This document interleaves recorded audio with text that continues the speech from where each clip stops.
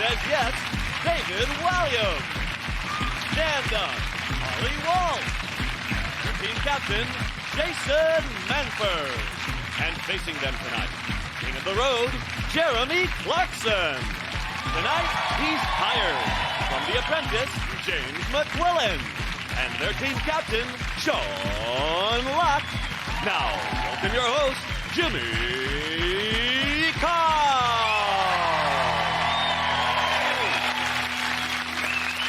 Hello and welcome to 8 out of 10 Cats, a show about opinion polls, surveys and statistics. Did you know, for example, 32% of women believe it's possible to communicate with the dead? So don't bother trying to kill yourself, she'll still be rabbiting on. In the UK, trousers cause twice as many accidents as chainsaws, which is true. I've had a lot of accidents in my trousers. A female mackerel lays 500,000 eggs at any one time. Slag. And 9% of cat owners claim their cat had a say in their choice of partner, and that choice of partner was not to have one. Let's get started.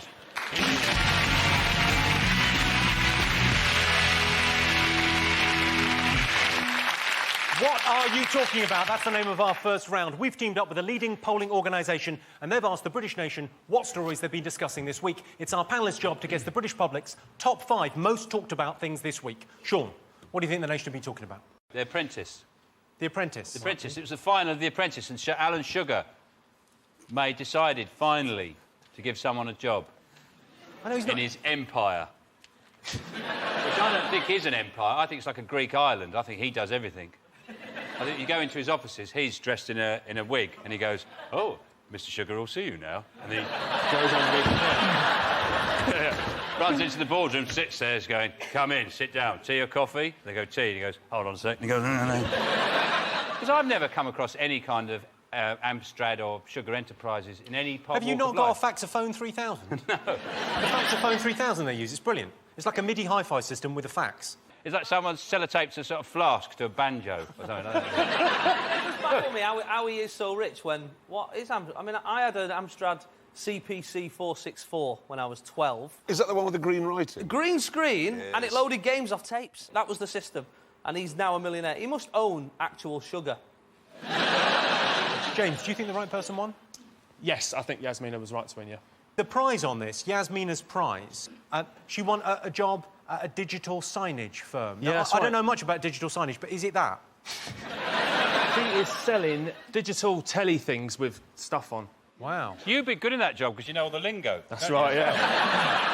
Why didn't he pick Kate? Did Kate lose because she's got a Birmingham accent? Because that's why I would have said no. I work with Richard Hammond. When he's had a drink, he becomes fully Birmingham, and it's just intolerable noise. Does Sir Alan make you call him Sir Alan? No one actually tells you that you do it. It's like, it might not be his real name, just... Well, why didn't you call him... It is his real name. His name's not Shirley, it's Sir Alan. And I just found it all too fascinating, The Apprentice, because as far as I can work out, all you actually do in there is spend 10% of your time doing something and then 90% working out who to blame when it goes wrong. That's it, you have to kind of... Alan Sugar, you notice this, Alan Sugar, how cross he gets, because one team's made £8 and the other team's lost by 25 pence. But is it like that? And then what's that, Margaret? Let him speak! It's like talking to an 8-year-old, isn't it? Is it like that? Let him speak! Why does he get so cross about 25p? Yeah. Yeah, why? Yeah, why does he get so cross? God almighty! Answer! He hasn't made 800-odd million through, you know, look after the pennies and the 800 millions look after themselves. It's that kind of homespun wisdom that lost you the whole thing. Yeah. Do you know one thing I've picked up, actually, from watching it on the telly? I've just realised how bad my posture is. It's like I'm a prawn, like a jumbo prawn. That's the main thing you've learned from that experience.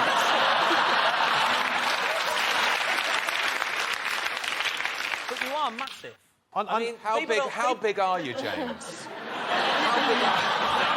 That's the question we're after. There's a lot of big boys on that team. I want to know who's the biggest. Let's get you and Clarkson back to back. Come on, let's get you back to back. Well, let's see it. We're not going to get that response. James, James, back to back. He just said... Just don't argue with me. Back to back. James is bigger! James is bigger! Yes! Let's have a look and see whether The Apprentice is one of the most talked about things this week. Course. Yes, it was the final of The Apprentice. I don't pretend to know much about business, but after watching Yasmina and Kate carefully analysing their business decisions and leadership qualities, I simply can't understand why Sir Alan didn't hire the pretty one. Sir Alan's been asked to sign on as the government's enterprise czar. James has been asked to sign on. OK, Jason, Holly and David, what else of the nation are we talking about? Well, it's got to be the European elections, yeah. Got to be the European elections, isn't it, Jimmy? No, it's just the BNP going over there taking all their jobs. It's yeah. pretty simple.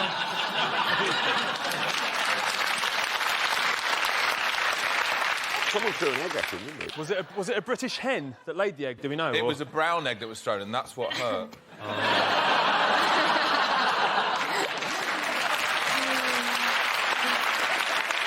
I don't understand why the BNP even want to be, you know, in the European Parliament, because they're always going to be sat next to foreigners, aren't they, all the time? Unless that might cure them. They go over there and go, actually, it's quite nice, and the people are really friendly. Oh, what's that? Oh, cross-on. I'm no longer a racist. That's no different to UKIP. All UKIP have got is, we don't like Europe. Yeah. So people who vote for them vote for UKIP and say, oh, we don't like Europe. But it's kind of pointless, UKIP going there, because they don't like Europe. It's a bit like going to someone's birthday party who you hate, refusing to sing happy birthday, eating all the cake and then going, this is a shit party. And did you see the size of the voting paper for it? Yeah, it's long. It was like a piece of bog roll. He just stretched it all the way across the floor. I just crossed all of them out and just put Hamas. They'll sort this borough out.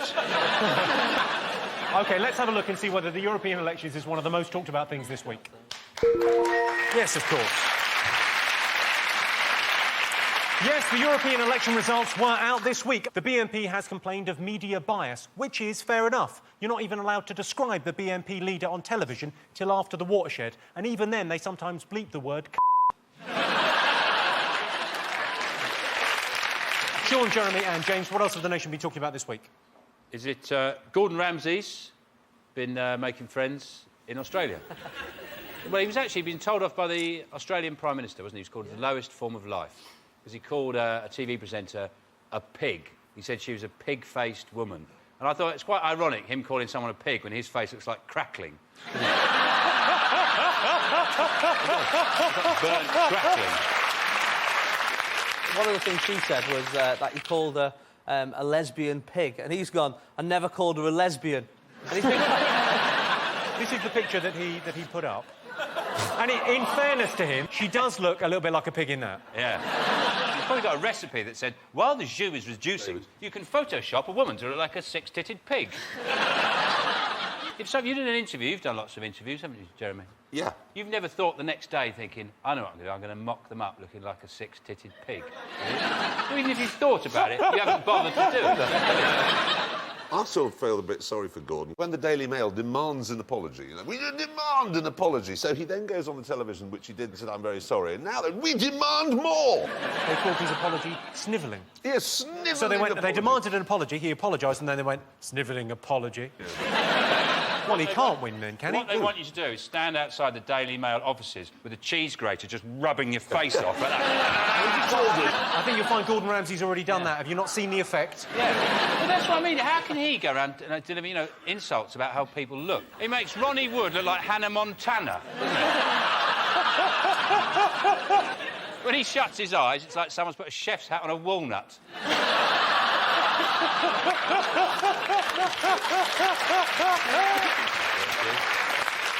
What I can tell you, it's not one of the most talked about things this week. This is the story that Gordon Ramsay has insulted an Australian TV presenter. The general rule is when you're accused of being insensitive towards women by an Australian, you've got problems. All right, what else have the nation been talking about? Jason's team? Is it Big Brother? Everybody in the country must have been on Big Brother by now.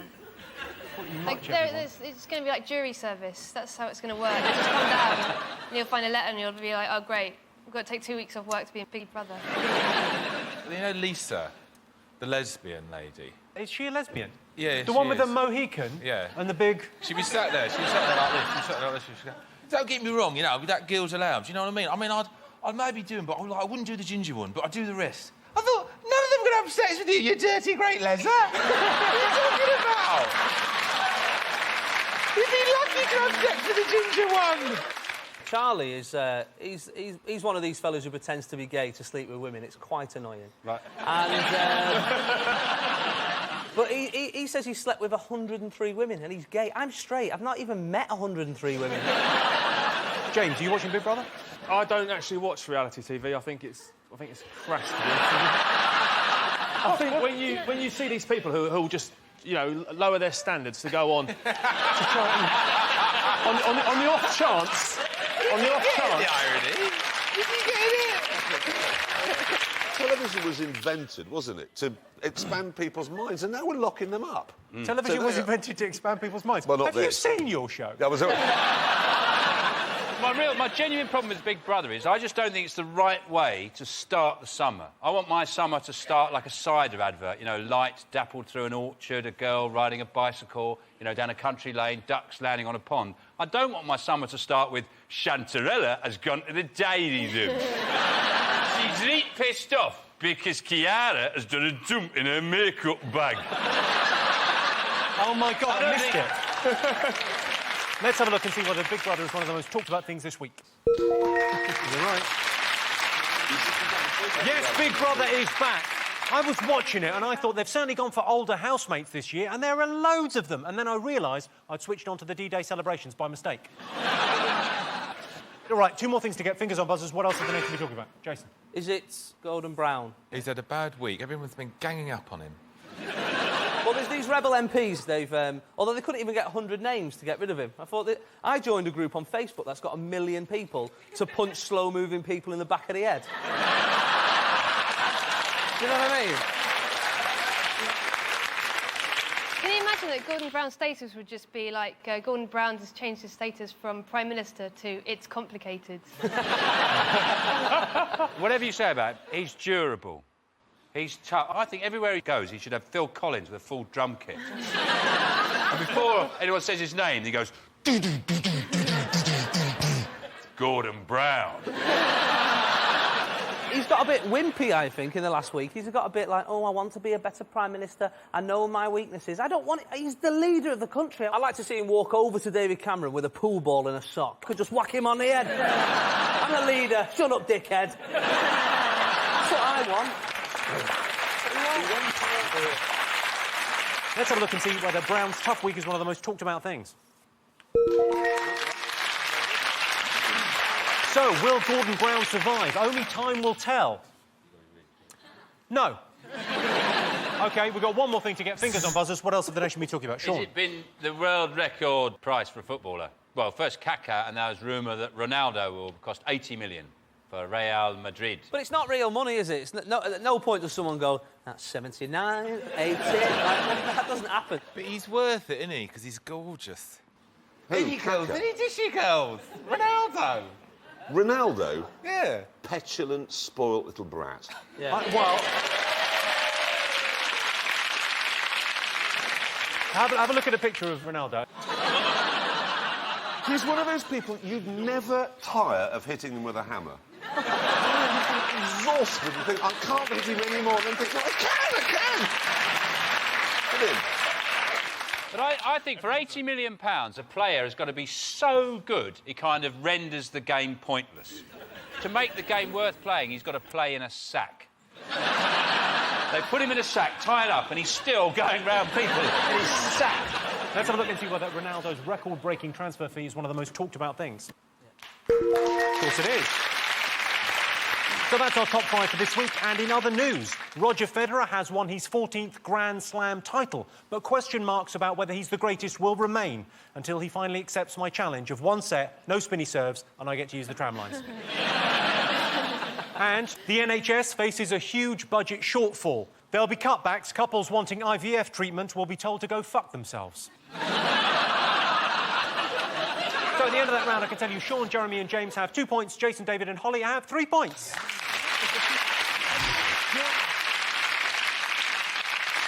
Welcome back to 8 out of 10 Cats. Our next round is called Pick of the Polls. Jason, David and Holly, you're to choose first. What do you like the look of? I'd like Jeremy Clarkson, please.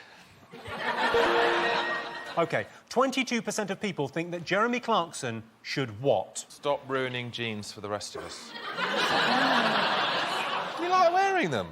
How could I ruin your jeans? No, you've ruined the wearing of jeans. How can I possibly have done that? Look in the mirror! A lot of people aren't wearing green moccasins because of you. I have got some green moccasins. You've got them on? No, these are olive green. It's the worst shoe in the world. They look like you put your feet in some unripe bananas. Well, let's have a look at your shoes, then. Just a normal pair of, you know. No, they're a fashion statement. Show him the other one, because the built-up one is funnier. What do you think? 22% of people think that Jeremy Clarkson should what? Should face the facts about climate change. Yeah. I do face the facts about climate change. Climate change, can we use the official term? Autumn. Yeah. What it's called. Or the even more official term, wank. I'll give you a clue. It involves making our streets safe. Is it he should stop going out at night and scaring women?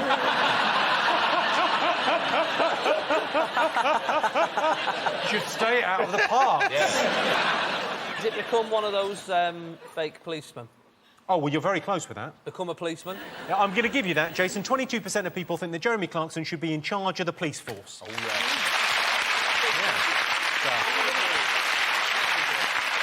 Jeremy got into trouble last year for suggesting all lorry drivers murder prostitutes with hammers.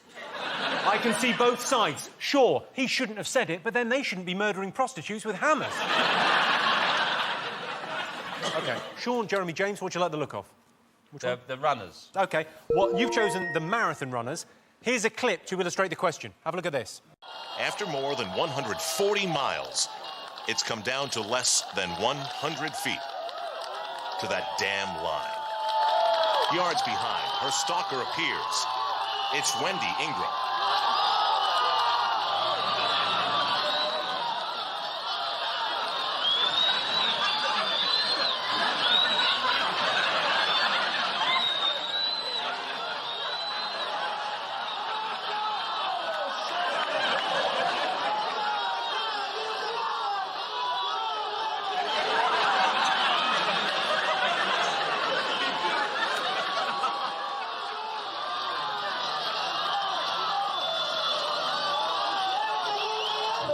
Their bodies were obliterated, but the spirit held firm. Welch and Ingram crawling in a battle for fourth place. They did look like a giraffe that had just been born. Just incredible. Well, what I didn't understand, why there was people just passing them going, I've just done the same thing, love, what are you being mental for? OK, your question is, more patients in accident and emergency have injured themselves through exercise than alcohol. Yes, definitely, without a question or shadow of doubt. I injured myself throwing... I was in a park, there was a football up a tree. I picked up a cricket stump. You know, when you throw a stump into a tree and it bounces around? Yeah, throwing a stump into a tree. What do you think I do on my days off? And because it was a real sunny day, I couldn't see, like, where it was in the sun and stuff, and it came back and hit me, and everyone went... You know when you try and sort of style it out like you meant it, sort of thing? You meant to. You've always do that. Unlikely they meant to do that, yeah. I actually had a groin strain playing 10-pin bowling. You've got David's attention. Yeah? Tell him more about the pins. Where did it hurt? There? Just there. Well... No, much. It was more of a calf strain. Yeah, I took my little brother 10-pin bowling, and you think, how hard can it be? It'll be all right. And you go for it, and you pick up the heaviest ball, and I went for it, and just pulled the old groin, and I actually had to go to the doctors the next day, and I paid for 3 games. That was the thing that really hurt. How many people here have injured themselves drinking? Yeah, loads. What have you ever injured yourself with drinking? Fallen down, I got my jaw broken. By who? By the bloke who ran the pub. Technically not a drinking injury, that's more a violence-related thing. Yeah, but I wouldn't have been there if I had been drinking. I wouldn't have been singing that song. More patients in accident and emergency have injured themselves through exercise than alcohol. Is it true or false? Whenever you go to casualty, you always see kids with, like, cricket balls sticking out their heads and stuff, so it's... Always. More than you see piss heads, yeah. OK, so you're going for true, you're going for... Oh, well, we'll go for false, then why not? OK, I can tell you the answer is false. Less than 1% of patients in A&E have injured themselves exercising, but an incredible 40% of A&E patients have injured themselves because of alcohol. It's a pain in the arse waiting in A&E. That's because you've got a Hoover stuck up there. So at the end of that round, it's 2 points for Sean's team and 5 points for Jason's team. And the winner is the name of our final round. Here is your first one. Top household convenience drivers would like in their cars. How about replacing the electric windows with sash windows? And having a window box on the bonnet. Yeah, it'd be nice, wouldn't it? Got some Little nice flowers. flowers, Yeah, grow your own. petunias. Yeah. You know, like, using your mobiles illegal? What about a landline? That's a great idea. That is thinking. An ejector seat like the one I've got in my bedroom. You've got an ejector seat in the bedroom. Yeah, I say it'll be very nice, but off you go. But I reckon a fridge. That's the right answer. That's basically what an ice cream van is, though. That is an ice cream van, But you're saying it. What am I saying? Yes, the top household convenience drivers would like in their car is a fridge. You can get a car with a fridge and a TV and a sink. It's called a caravan, and if you buy one, he'll blow it up. OK, next one. Biggest cause of anger in Britain. I tell you what winds me up. Oh, it makes me absolutely... You know when it's a windy day and it's raining and your umbrella ends up going like that? Ooh. Is it badly organised anger management classes?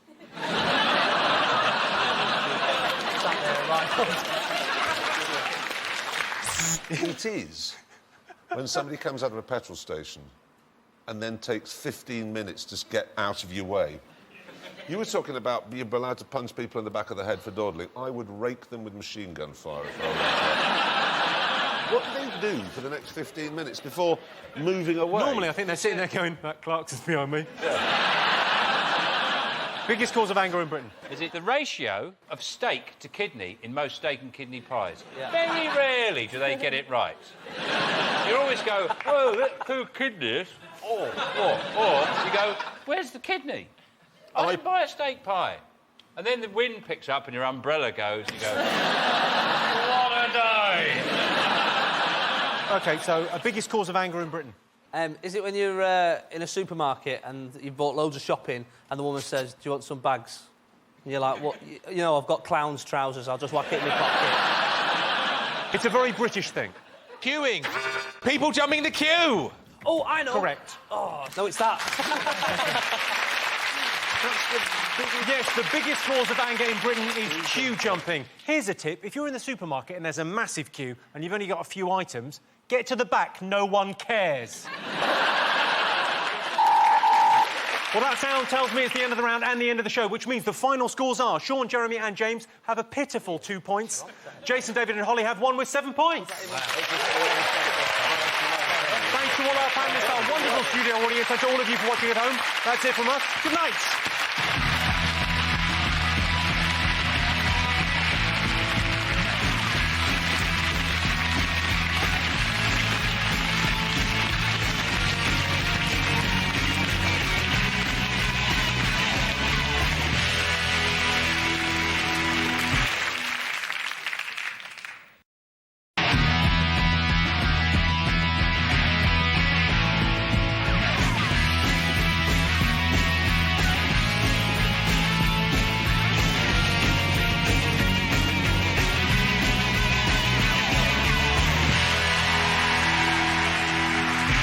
Tonight on 8 out of 10 Cats, Daughter of Darkness, Kelly Osbourne. He took the midnight train from Georgia, Reginald D. Hunter, and their team captain, Sean Locke. And facing them tonight, the cream of Manchester, Harry Christian, Peep Show Lady, Izzy Scuddy, and their team captain, Jason Manford. Now, welcome your host, Jimmy Carr. Hello and welcome to 8 out of 10 Cats, a show about opinion polls, surveys and statistics. Did you know, for example, a doner kebab pot noodle contains 22% of the recommended daily calorie intake of a recently divorced man? An octopus has 3 hearts. Perhaps that's why they're so clingy. It takes just 2 days for a T-bone steak to dissolve in a can of Coke, and I'm pretty sure that is how they make Dr. Pepper. And your mouth produces 1.8 pints of saliva every day, or half as much as Cheryl Cole's yoga instructor. Let's get started.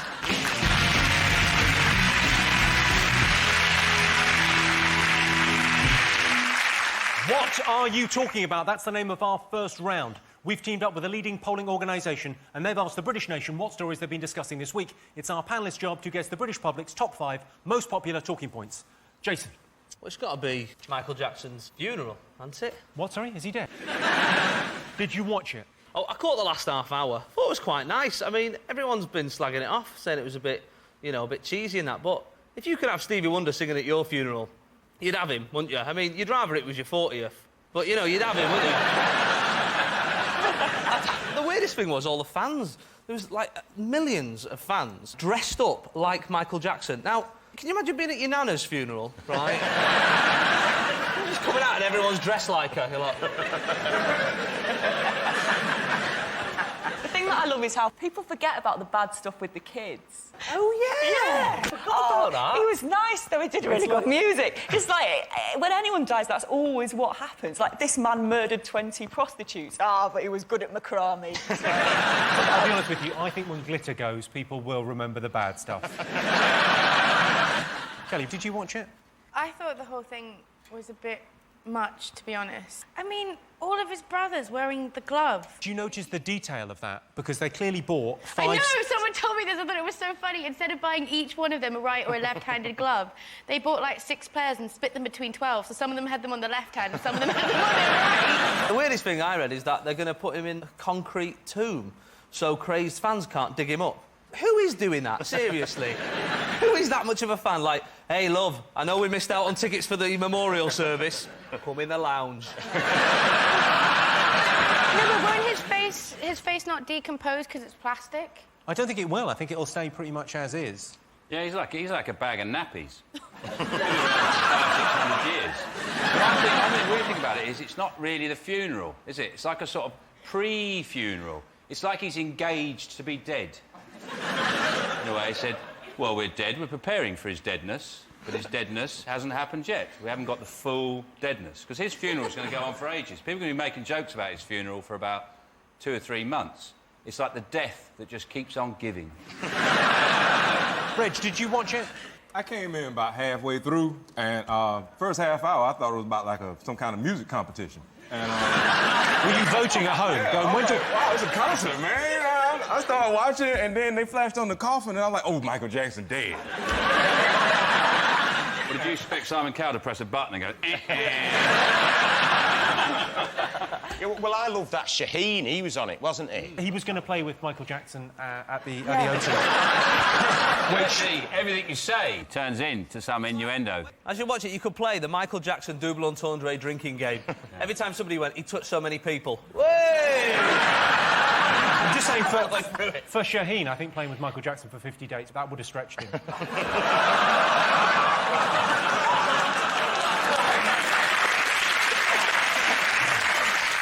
Have you ever met him? Twice. You met him twice? First time I met him was at an MTV after party, and then the second time it was at Madison Square Gardens, and he was wheeling around Elizabeth Taylor with his pants unbuttoned and no shoes on. It was the weirdest thing I've ever seen in my life. The weirdest thing you've ever seen? Yeah. But you know what? Now that Mike's dead, a lot of stories like this gonna pop out. You know, just weird stuff that people nobody listen to, but it's just okay to say now because he's gone. You're gonna hear stories like, I was eating a hot dog one time, and he jumped out the TV. And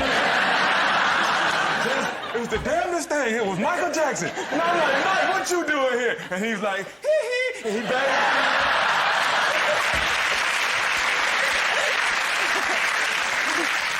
But there's also a thing about his saying he'd be singing in heaven with the angels. And I was thinking, if he gets into heaven, we're all going. Aren't we?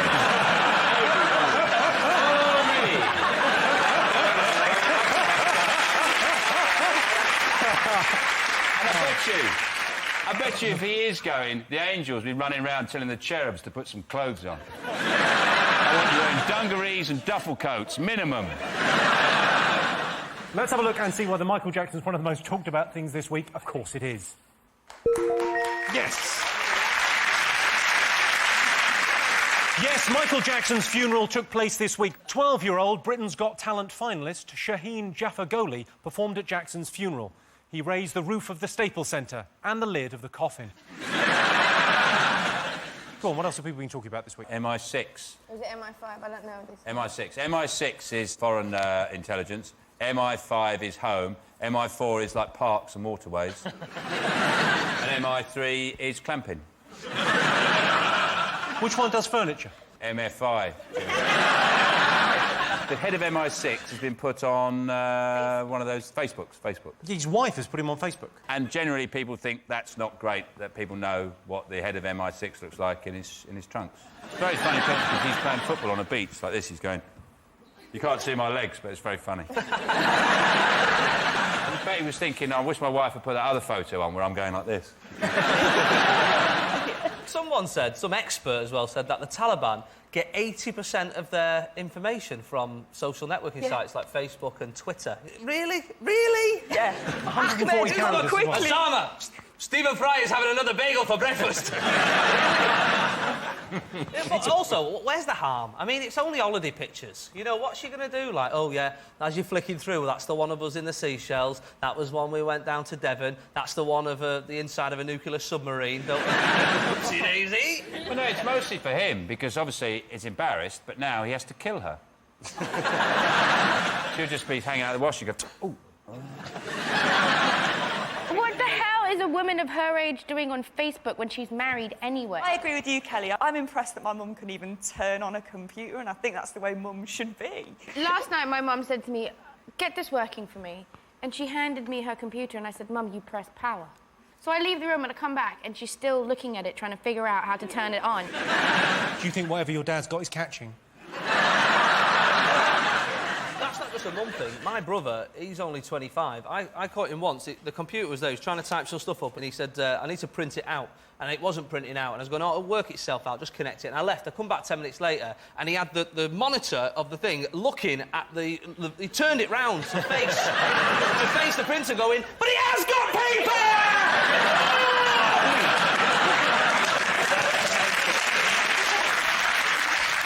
Let's have a look and see if it's up there. Yes, this is the story. The head of MI6 has had personal details published on Facebook. Of course, the Russians are years behind in their technology. They're still using Friends Reunited. The MI6 chief has been seen in a couple of embarrassing photos, one wearing a pair of Speedos and another attaching electrodes to the testicles of an Iranian dissident. OK, Jason, Izzy and Terry, what else have the nation been talking about? That plinth thing in Trafalgar Square, you know, Anthony Gormley. I think it's the most ridiculous thing I've ever seen. I like the idea of the plinth. I think it's a good idea. Yeah, I'd love to do go it. on the plinth. I'd love... Well, you have to apply. What would you do for an hour? What I would do is, it's a plinth. I'd paint myself gold and take a snooker cue so I'd look like a trophy, like that. You could dress as a pigeon and shit on people's head from it, couldn't you? Catch a pigeon and shit on its head. Vengeance. How much do you want to bet that someone's going to get married on it? Hey? Some cliche bollocks where some people will get married on it. Oh, yeah, the old cliche, you know, the plinth in Trafalgar Square, where people get married how many fucking times? Are they going to roll out that one? Jesus, Kelly. OK, well, let's have a look and see whether Anthony Gormley's new artwork is one of the most talked about things this week. Yes, Anthony Gormley's One and Another art project began this week in Trafalgar Square. Anthony Gormley famously created a huge sculpture called the Angel of the North. It weighs 150 tonnes, making it Gateshead's third fattest person. OK, right. Sean, Kelly, Reg, what else have the nation been talking about this week? Sperm. Sperm? Yeah. What have they been saying about sperm? That they can genetically make sperm in a test tube now. I don't see the point in it, really, because we were saying that before, there's not exactly a lack of it out there. Well, maybe in your world, young lady.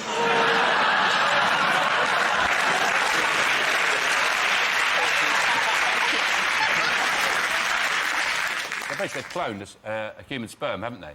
But all they've got to do now is get it down to scale, because currently it's quite big. It's like a live turbot.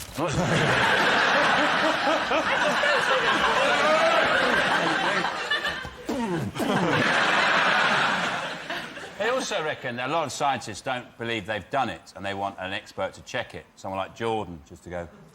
No, there you go.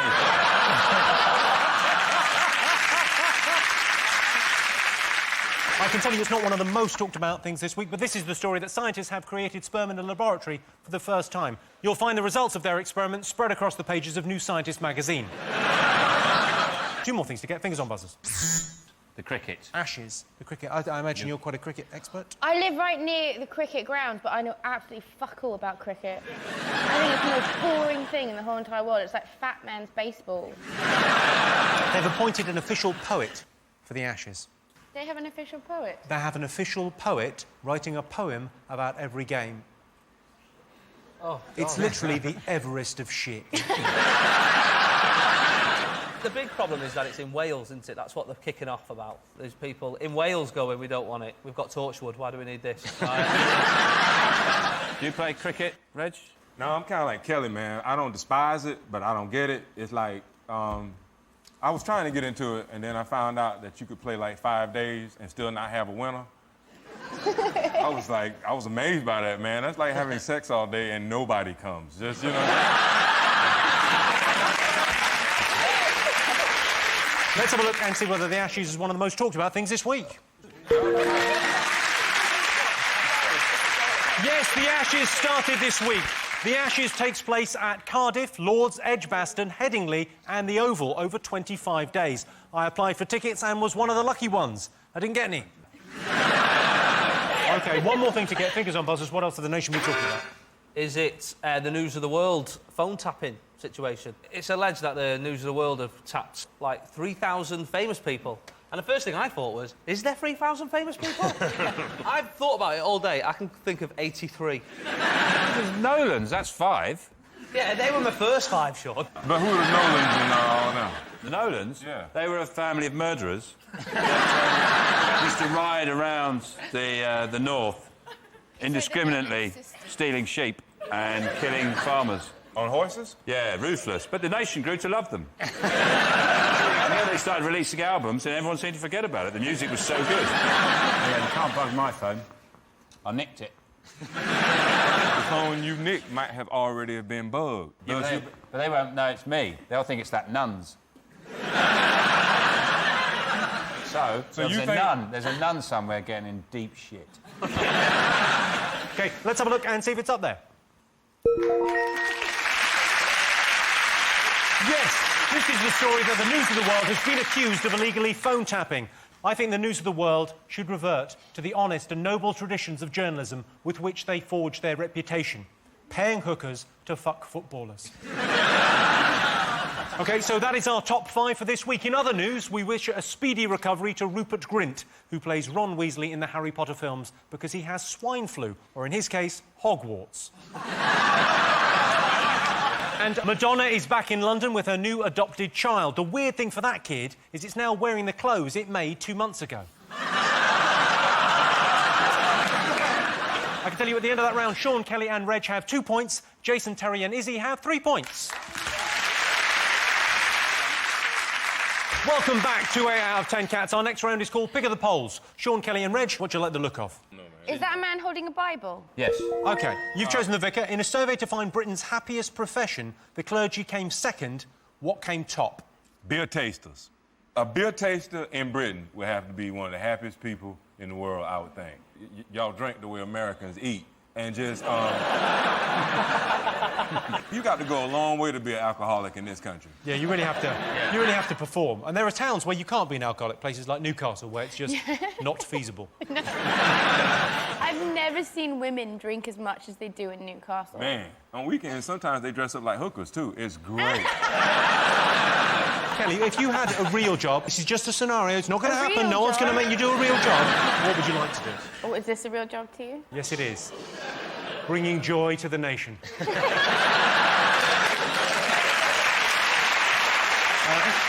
Jimmy, and not forgetting scaring any children who are watching. Get to bed, I'm coming to get you.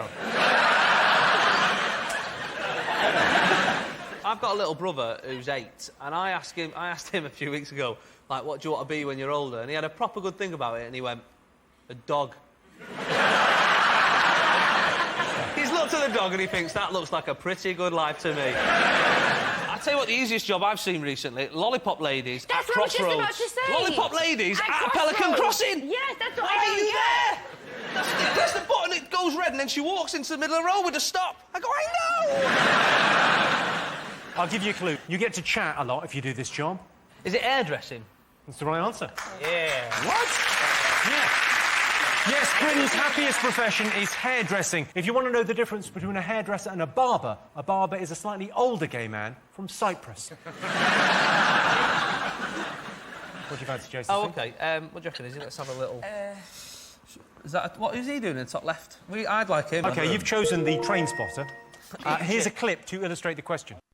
Ben, ici, ils le prennent bien, sauf la voisine, tout près de chez moi. Alors, elle me prend aussi pour un fou.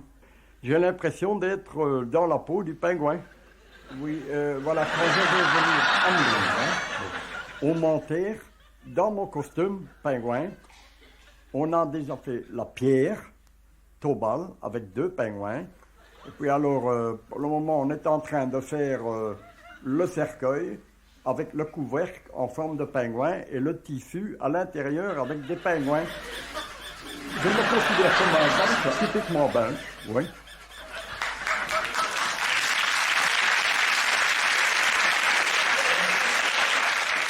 So, your related question. Most Brits have a hobby they're too embarrassed to tell their friends about. True or false? It's only posh people who have hobbies, really, isn't it? It must be train spotting has got to be the most embarrassing, hasn't it? You see, you do always feel a bit superior to those people who are train spotting. I get the train at Stockport and there's a bloke spotting trains and I'm like, well, I can do that, mate. That's a piece of piss. Why don't you go out to sea and try and spot them? You know, challenge yourself. That's the real skill. There are that many different kinds of trains. It's about the numbers on the trains as opposed to the model. So they look for numbers? Yeah. Or if they've got a big face on the front, you can tell if it's Thomas or Edward or Gordon. Do you know what my hobby is? What's your hobby, Sean? I like going up to people who've got those Sanskrit tattoos and get my Sanskrit English dictionary out. So, what do you think that says? It says, David. No, it says garage. OK, so what do you think? Most Brits have a hobby they're too embarrassed to tell their friends about. I say false. We said false. So you're saying false? You're saying... We're going to go false. False. So you're going false, you're going false. I can tell you the answer is false. Yeah. Yes, the answer is false. Only 5% of Brits have a hobby they're embarrassed about. I could tell you my hobby, but then I'd have to kill you, which coincidentally is my hobby. So at the end of that round, I can tell you it's 3 points to Sean's team and 5 points to Jason's team. And the winner is the name of our final round. Here is your first one. Worst thing about nightclubs. Slags. No, it's worst thing. No, there's never enough of them. Never enough slags? Slags. I don't know what you lot are complaining about. You'd never get laid if there wasn't slags.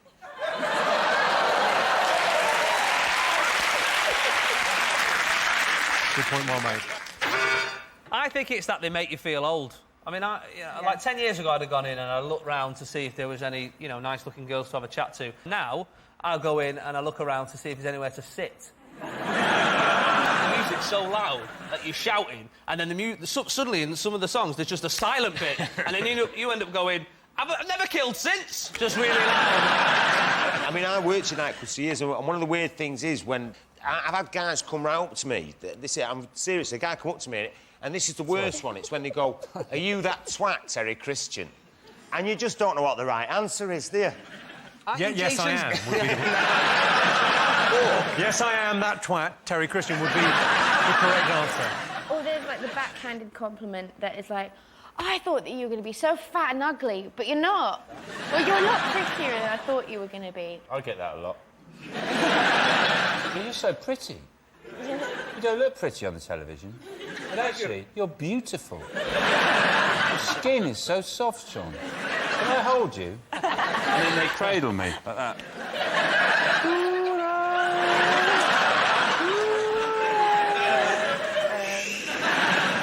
Is it mums who go clubbing with their daughters and they're like, everyone thinks we're sisters? You're like, no, we really don't. I don't like it. You're not allowed to take pets in. I was looking after a friend of mine's Alsatian, and I said, I just want to stand by the dance floor with a dog like that. And a pint.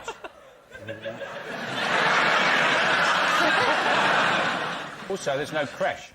Often my partner works nights. And what, am I supposed to stay in? I should be able to take the kids to a creche, go, there's some crisps, there's some lemonade, Daddy's going dancing. OK, so, worst thing about nightclubs... The drinks are a bit dear. That's the right answer. Nice. Yes, the worst thing about nightclubs is expensive drinks. I always go to nightclubs to get off my tits, which is what they say to me. Get off my tits. Top thing Brits won't sacrifice to spite the credit crunch. Is it, like, just crap from IKEA that you don't need? You've gone in to buy, like, a Billy bookcase, but you come out with, like, a lime holder. 200 tea lights. I just want these 200 tea lights. I might need to power a runway. Is it crazy straws? How crazy are you talking, Sean? I'm talking mental straws. Straws, where you start sucking, it's a week before you taste anything. It goes over there. It goes into a different borough for a bit, and then it comes back. I would say tea, because tea is a big deal to people over here, man. You walk in their house, first thing they do is offer you some tea. If you have a stroke and you seem to be coming back from it, they offer you some tea. You could have just had an abortion, your husband could have left you. But the first thing they will offer you is some tea. Yeah, so I just think people won't do without no tea over here. Yeah. Well, you're not a million miles away with tea. Coffee. I'll give you a clue. It's a foodstuff. Steak. I'll give you that. Bizarrely, the top thing Brits won't sacrifice despite the credit crunch is meat. I'm not sure I agree with the morality of eating meat. I only eat what I can kill, but there's not much meat on a sleeping vagrant. Well, that sound tells me it's the end of the round and the end of the show, which means the final scores are Sean, Kelly and Reg have 4 points, Jason, Terry and Izzy are the winners with 6 points. Thanks to all our panellists, our wonderful studio audience, and to all of you for watching at home. That's it from us. Good night.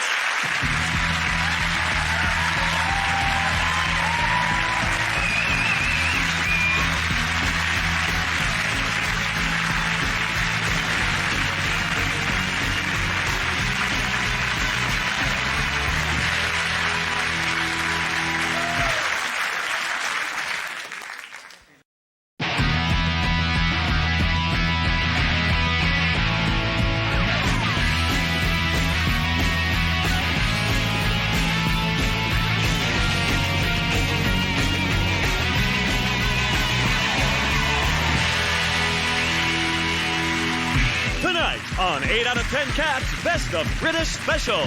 From Northern Ireland, Patrick Keelty. From Scotland, Kevin Bridges. And their team captain, John Locke.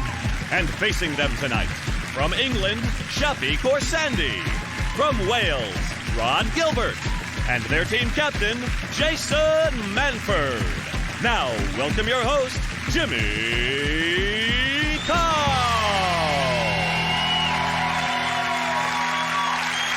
Hello and welcome to 8 out of 10 Cats Best of British Special, a show all about the British. Did you know, for example, American research has suggested that all Englishmen are oppressed and uptight? When I read that, I was angry and upset, but I managed to hide it.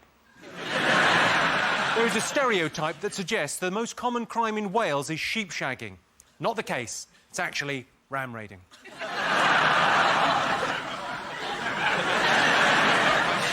Newcastle is the only major city in the UK without a red light district, and I'll tell you why. No need. And if you're watching in Norfolk, hello. I'm not being patronising. I just thought I'd show you what a normal hand looks like. Let's get started.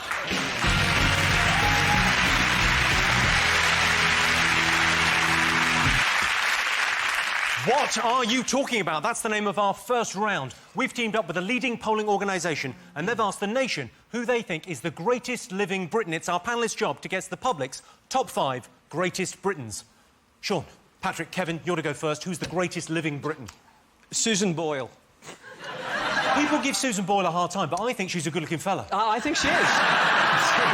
They're doing a film of her life as well. Are they? Yeah, and I thought, how interesting is that? The first 40 years is just her feeding cats. I think she'd be a perfect replacement for Michael Jackson at the O2. No, honestly, because now that, you know, Michael Jackson's cancelled, they've renamed the O2... Cancelled? No, He didn't phone up just for a sec. No. By the way, I'm just about to die. I don't think I can do this. I can tell you, Susan Boyle, the public didn't vote for her. No, but... Have another guess. Tim Top 5. Berners-Lee, the guy who created the internet. If you invented the internet, it must be rubbish. There's no websites are out. Well, there's nothing to do on it. It's not even got cinema listings. There's nothing to do on the website. Not when you're the first person. It's like the bloke who invented the phone for the first time. Like, you know, Alexander Graham Bell. Who did he ring? How did he know it worked? Surely, if you invent something, you can always invent another one to go with it. What, invented 2? I think he invented 2 phones at the same go. Yeah. So Jason... Hello, it's me! I know! He's engaged, you idiot. I can tell you, Tim Berners-Lee not voted in the top 50 Britons. Oh. On the computer theme, I just found out Stephen Hawking is British. I never knew that until last week. I could never place the accent, I suppose. I read that he went to Stringfellows. He likes Stringfellows. In 2003, Hawking reportedly visited Stringfellows. That must be weird if you're in the booth next to him. And in the next one, you can just hear, play with your boobies. Your eyes are like the cosmos. I think he's the perfect bloke to go for a pint with, though. WKD for me and a WD-40 for him. It's perfect. Do you know what I would really like to see him on? I'd really like to see him on Mastermind, because he's so bright. Mastermind? Have you not seen Robot Wars? He'd kill on that. No! Well, let's have a look and see whether Stephen Hawking is up there. There he is. Yes! Stephen Hawking was voted the greatest living Briton by the British public. Hawking's A Brief History of Time is a hugely successful book. Over 200 million people in 100 different countries have now read the first 2 pages. Perhaps his 2 most famous quotes are, "The total energy of the universe is exactly 0," and, "Warning, vehicle reversing." Right, other great living Britons, Jason's team. It's got to be somebody else who's revered, like David Beckham, for example. Because he's one of those people who I always put together with Stephen Hawking. I always think... because everyone has... Look, you're giggling already because he's like... Everyone goes, oh, he's stupid, isn't he, David Beckham? You're like, well, that's not what he's famous for. He's famous for being brilliant at football. Nobody goes, oh, Stephen Hawking, he might be clever, but I'd piss on him in a race. You know what I mean? So, yeah, I don't think Stephen Hawking would sell as many underpants as David Beckham, would he? And the other thing about David Beckham is he always advertises foreign stuff, doesn't he? He always advertises, like, police sunglasses, Dolce & Gabbana. Why doesn't he do, like, Aunt Bessie's Yorkshire puddings? These are lovely. It's a bit like my Michael Jackson voice. These are Yorkshire puddings. You just take them out of the freezer and... Shamon! Yeah. Yeah. I like seeing proper fat blokes with Beckham on the back of their England shirt. And then I like to run after him down the street going, David! David! David, can I get you? David, can I get you? Oh, sorry, mate. Sorry, I thought you were the real one. He used to be a lovely-looking chap, but he's got too many tattoos, doesn't he? He's only the contents page if he carries on like this. Presumably, they're all to remind him of the things he's not supposed to forget. He's got his son's names somewhere on his back or something. He's got "Forever by My Side" on his arm. It's presumably to remind him where to keep that. Oh, well, I can tell you, David Beckham is not in the top 5 great Britons. Yeah. There you go. Beckham recently branded a journalist a saddo. What kind of wally says saddo? Div. When he resigned as England captain, Beckham broke down in tears as he realised he'd have to spend more time with her. Another guess from Sean's team. Jamie Oliver, is he there? Because he's good work for the schools. See, I feel sorry because when I went to school in Glasgow, the highlight of the day was eating junk food at lunchtime. And I was always the kind of fat guy that would bring in a note to PE like, please excuse Kevin from volleyball. He's fucked off the Gregs. So... what I'm saying is the guy's effort is pretty commendable, whether you like it or not. Yeah, no, I think so. I got really upset with those, as a mother, with those mums that went and fed fish and chips to their kids through the school gate. In sort of, what's the word? Through the rebellion. Photo opportunity? Because it's like, well... my kid's going to die of obesity. By the time he's 14, that'll learn that, Jamie Oliver. But it is weird. I've read people were saying, oh, he's only doing it to become famous. Like, if that's a byproduct of doing something nice and good, then so be it, you know what I mean? If the bloke who invents the cure for cancer wants to name the cure after himself, no one's going to go, big-headed prick. You know what I mean? Mumps. Do you know who discovered the mumps? No. Who? Have a guess. Dr. Mumps? No. It was actually discovered by Dr. Gonorrhea. But he was saving his name for something a bit more serious. I can't waste my name on a little red lump. Something that rots the cock.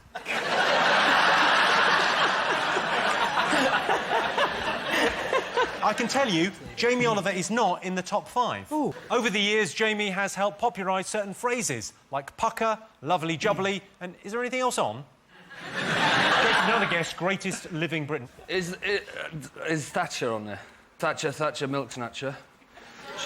Which I think she got off remarkably lightly for. It's like having a go at Hitler for making the moustache a little less fashionable, isn't it?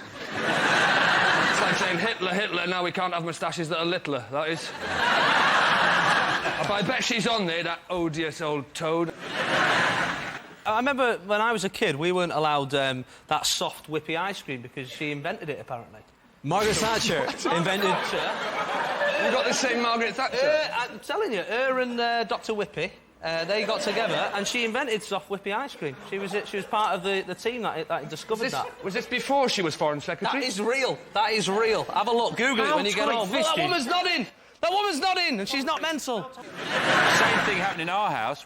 At Christmas, we weren't allowed tinsel because Robert Mugabe invented tinsel. It's true.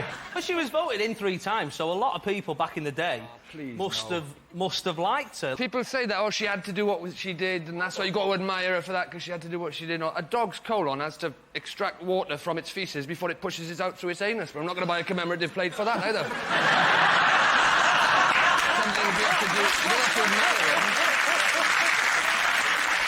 Let's have a look and see whether Margaret Thatcher was voted one of the greatest living Britons. She's bound to be. She's bound to be. Surely not. No! Incredibly, yes, the British public voted Thatcher the 4th greatest living Briton. Thatcher recently broke her arm in what doctors describe as a good start. Thatcher says she doesn't want her funeral to be a morbid affair, she wants it to be a celebration. Well, you won't be disappointed, love. It'll be like Mardi Gras. There'll be a conga. Another guess, greatest living Briton. What do you think, Shappy? Well, the Queen must be up there, surely. If she doesn't win this poll, then this show is guilty of treason, isn't it? Yeah. The royal family apparently cost Britain 69 pence per person per year. Surely we could get somebody to do it a bit cheaper. Outsource, get some cowboy people in. Get a call centre in India to do it. She's pretty cool as well for her age. Like, Barack Obama gave her an iPod. He gave her this lovely present, this really well thought out, like an iPod with loads of pictures of when she'd visited America and some music from Broadway musicals and stuff. And she gave him a picture of her and Philip. I've been in that situation where someone's come round with a gift and you've not got them out. You know, they give you something nice, you go, I got you this remote control for our telly. Well, let's have a look and see whether the Queen was voted one of the 5 greatest living Britons. She's in at number 2. Yes, the Queen was voted the 2nd greatest living Briton. The Queen is 80 years old, but she looks remarkably well for the most privileged woman in human history. Fingers on buzzers. Cowell. We haven't said Cowell properly, have we? Simon Cowell in The Greatest Britain. Yeah. He was voted 33 in the worst Britons, and his first 20 were serial killers. Times have changed. You know, Britain's Got Talent is supposed to show us that any talentless dick can make it big, and he's an ambassador for that, isn't he? Well, let's have a look and see whether Simon Cowell is one of the greatest living Britons. No way. God, he is. Yeah. Simon Cowell was voted the 5th greatest living Briton. Through his television work, Cowell has amassed a £200 million fortune.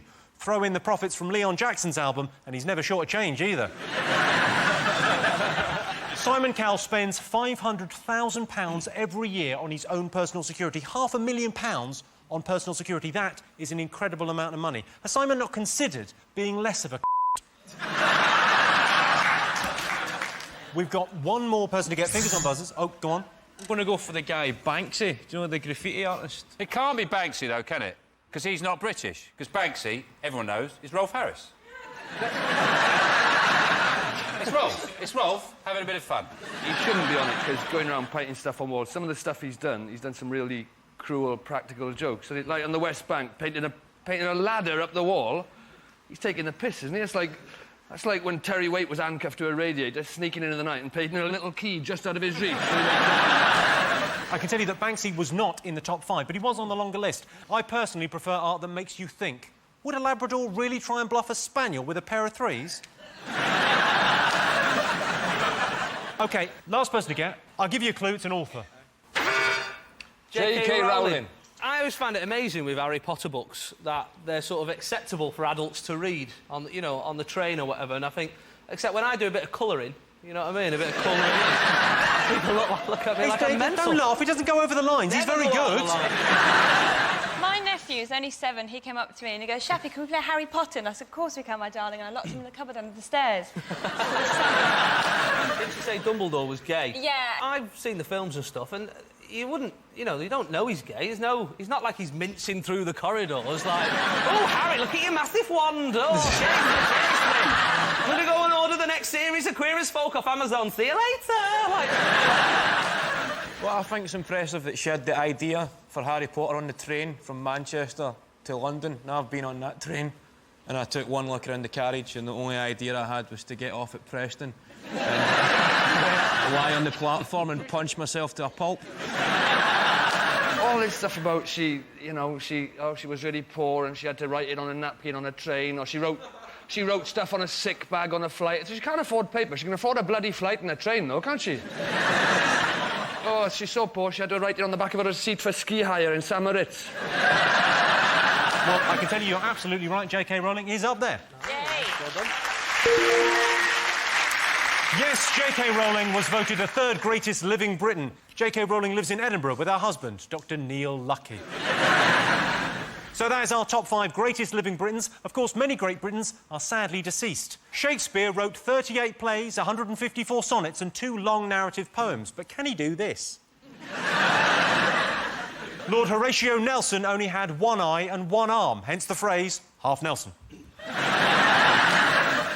And Isambard Kingdom Brunel was the first man to lay a cable right the way across the Atlantic. Airline food is terrible, isn't it? So at the end of that round, I can tell you, Sean, Patrick and Kevin have 1 point. Jason, Rod and Chappie are in the lead with 4 points. Hello and welcome back to our Best of British special. Our next round is Pick of the Polls. Sean, Patrick and Kevin, what do you like the look of? Is that a fence? Let's go with the fence. OK, you've chosen the country gate. Here's a clip to illustrate the question. Every year, thousands of new singles are released in this country, and even the professional pop pundits find it difficult to predict just which is going to be the big chartbuster of them all.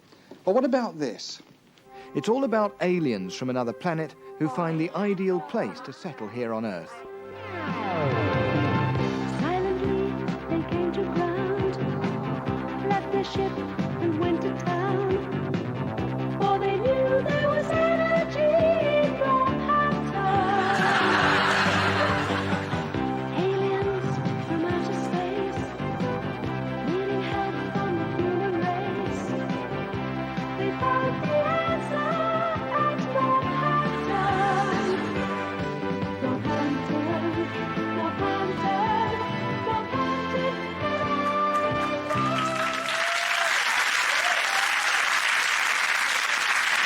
The weirdest thing about that is they put the words on the bottom in case you want to join in at home. Your question is, what does the nation prefer, town or country? Well, it's normally during, like, debates on the hunting ban that your allegiance really sort of shows itself, whether you're town or country. See, I'm a big animal lover, so I'm going to go for town. When you say I'm a big animal lover in that voice, I feel like I've gone to prison. I'm actually from a small village. I'm from a small village in Ireland, but I live in Chelsea now, and it's quite tricky when, you know, you're from the country and then you turn up in the town, because the town's quite, you know, it's quite unfriendly. You know, you talk to people, like, well, I went to introduce myself to my neighbours in Chelsea and they thought I was giving them a quote for tarmacking. Like if you're in the countryside and you ask someone directions and you kind of are pretty sure about where you're going, but you think you just check. And it's a quick, is it up here then? And they should just go, yeah. But they don't, they stand for ages. And sometimes they walk you to where you want to go. They get in the car. They get in your that car. As well. I'll get in, I'll show you. You're like, no. Yeah, and it's like, fuck off, don't touch me. Mentalist. This is a smart car. We'll be touching. Sean, what do you think, town or country? I like the country. Okay, Jason, what are you going for? Cown. Country, we'll go country. You'll go country. Sean, you're going? Go for country. Country. OK, you're going with the country. I can tell you 65% of people say they prefer the country. There you go. The countryside is great. Unless you want to buy anything, go anywhere, do anything or see anyone. Jason's team, what do you like the look of? Ooh, is it London? Let's you going to go for London? Yeah, we're in London. It seems rude not to. Big up. OK. You've chosen London. 66% of Londoners think their city is a good place to what? Leave. Is it a good place to visit Trafalgar Square? Is it to sunbathe on a tiny bit of grass near a road? I always see that. Just people going, that's grass, that'll do. You do see some people, you kind of go, that is a roundabout. There's no two ways about that. Is it to find a cab driver who will only give you a lift if you live near him?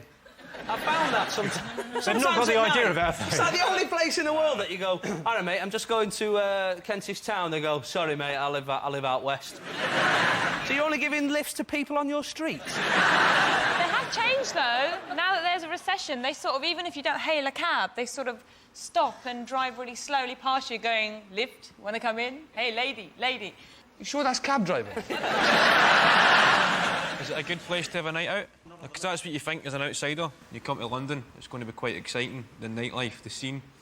And then, like, 2 in the morning, it's just the same as any other city in the UK. I was in a McDonald's in South London. Oh, you've lived a life. Party time. It's a Scottish name, McDonald, you know, eat your home cuisine. So I was in...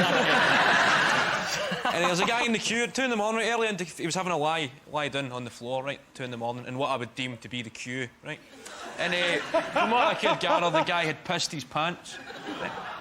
He had shat himself, and he was in the process of being sick. Right? The guy was having a tough time. You know, it was as if his insides got to that stage in the night when they went, right, that's it, we'll call it a day there, lads, you know.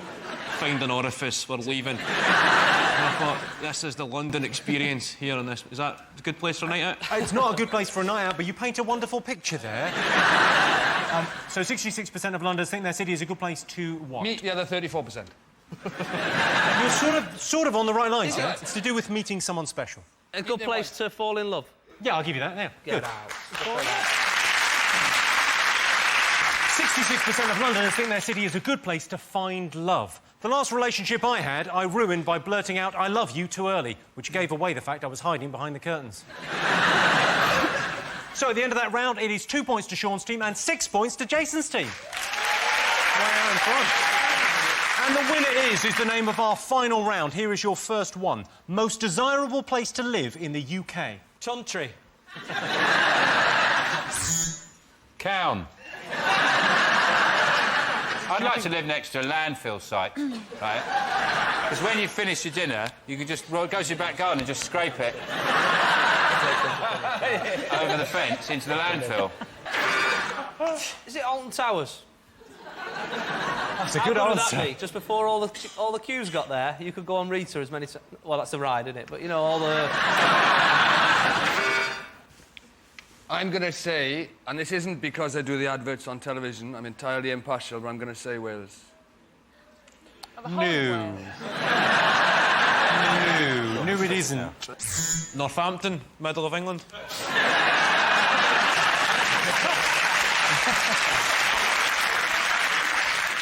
I think it's either Cheddar, Wensleydale, or Stilton. But not Leicester, don't like that. No flavour. Is it Cornwall? Cornwall. Cornwall is the right answer. They got it first. Yes, the most desirable place to live in the UK is Cornwall. Getting to Cornwall is easy. Straight down the M4, then the M5, then it's the A roads, then bam! 6 hours later, you're nearly there. Characteristic that most defines Brits. Binge drinking. And also go into other people's countries and thinking that they quite like us binge drinking there. And then, while we binge drink in other people's countries, mistaking people not being able to understand English for them being deaf and stupid. I try to communicate through patio furniture. I just throw patio furniture across piazzas. And I hope that lands in a way that suggests chicken salad. Yeah, we drink for everything in this country. We drink to celebrate, we wet a baby's head, we toast friendships, we warm a flat. Just bought a new spanner. Hey! Oh, no, it just occurred to me that we haven't mentioned tea. It's got to be tea, yeah? It's got to be tea. Who was it that said they like tea more than sex? Boy George famously Boy George. said, I prefer tea to sex. I prefer tea to sex. Yeah, well, if you're invited back to his house, so would I. Is it negativity? We're very negative people, British people. No. We are very negative. If British people landed on the moon, we wouldn't have put a flag up. We put a little sign up saying, caution, uneven surface. Like in China, they have fortune cookies. The equivalent in this country with a pie with a gas bill in it. Is it building people up and then knocking them down? Susan Boyle went from being, you know, a sort of nondescript old woman to the greatest singer in the world and back again in the space of a week, and everybody was saying, oh, she's forgotten her roots and having a go at her, and just because she'd had a few wheelbarrow loads of hair removed from her head. And, you know, we clipped our dog's eyebrows the other week. It doesn't make him Elton John.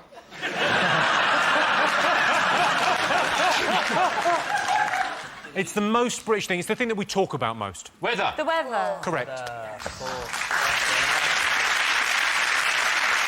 Yes, the characteristic that most defines Brits is an obsession with the weather. Whenever we have a heat wave, old people are told to stay indoors, and that's because they don't look good in bikinis. This July, the pavements in London were hot enough to fry an egg on. Yeah, I'll have mine, dog shit side up. Well, that sound tells me it's the end of the round and the end of the show, which means the final scores are Sean, Patrick and Kevin have 3 points. Jason, Shappy and Rod are the winners with 7 points. Thanks to all our panellists, our wonderful studio audience, and to all of you watching at home. That's it from us. Good night.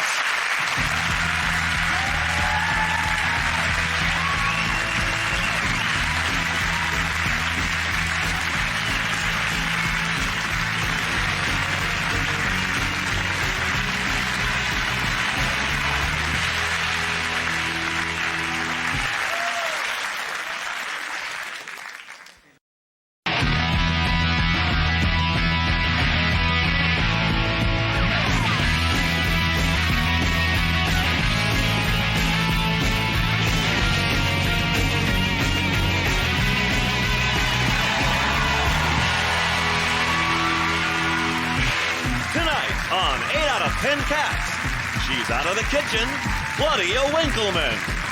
Stand up, Mark Watson. And their team captain, Jason Manford.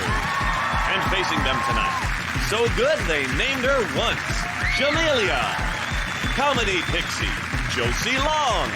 And their team captain, Sean Locke. Now, welcome your host, Jimmy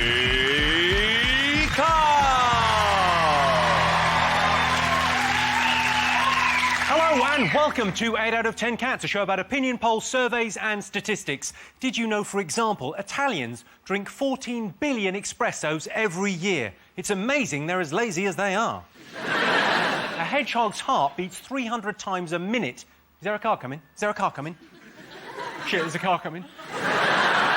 And 18% of men admit not noticing if a girl changes her hairstyle. I should explain to those men that a girl's hair is part of the blur above where her breasts are. Let's get started.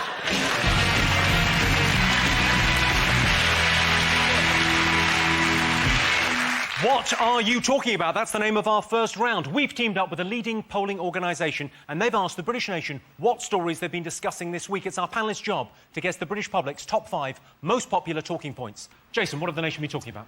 It's got to be the Iran elections. What's his name? Where's my dinner, Dad?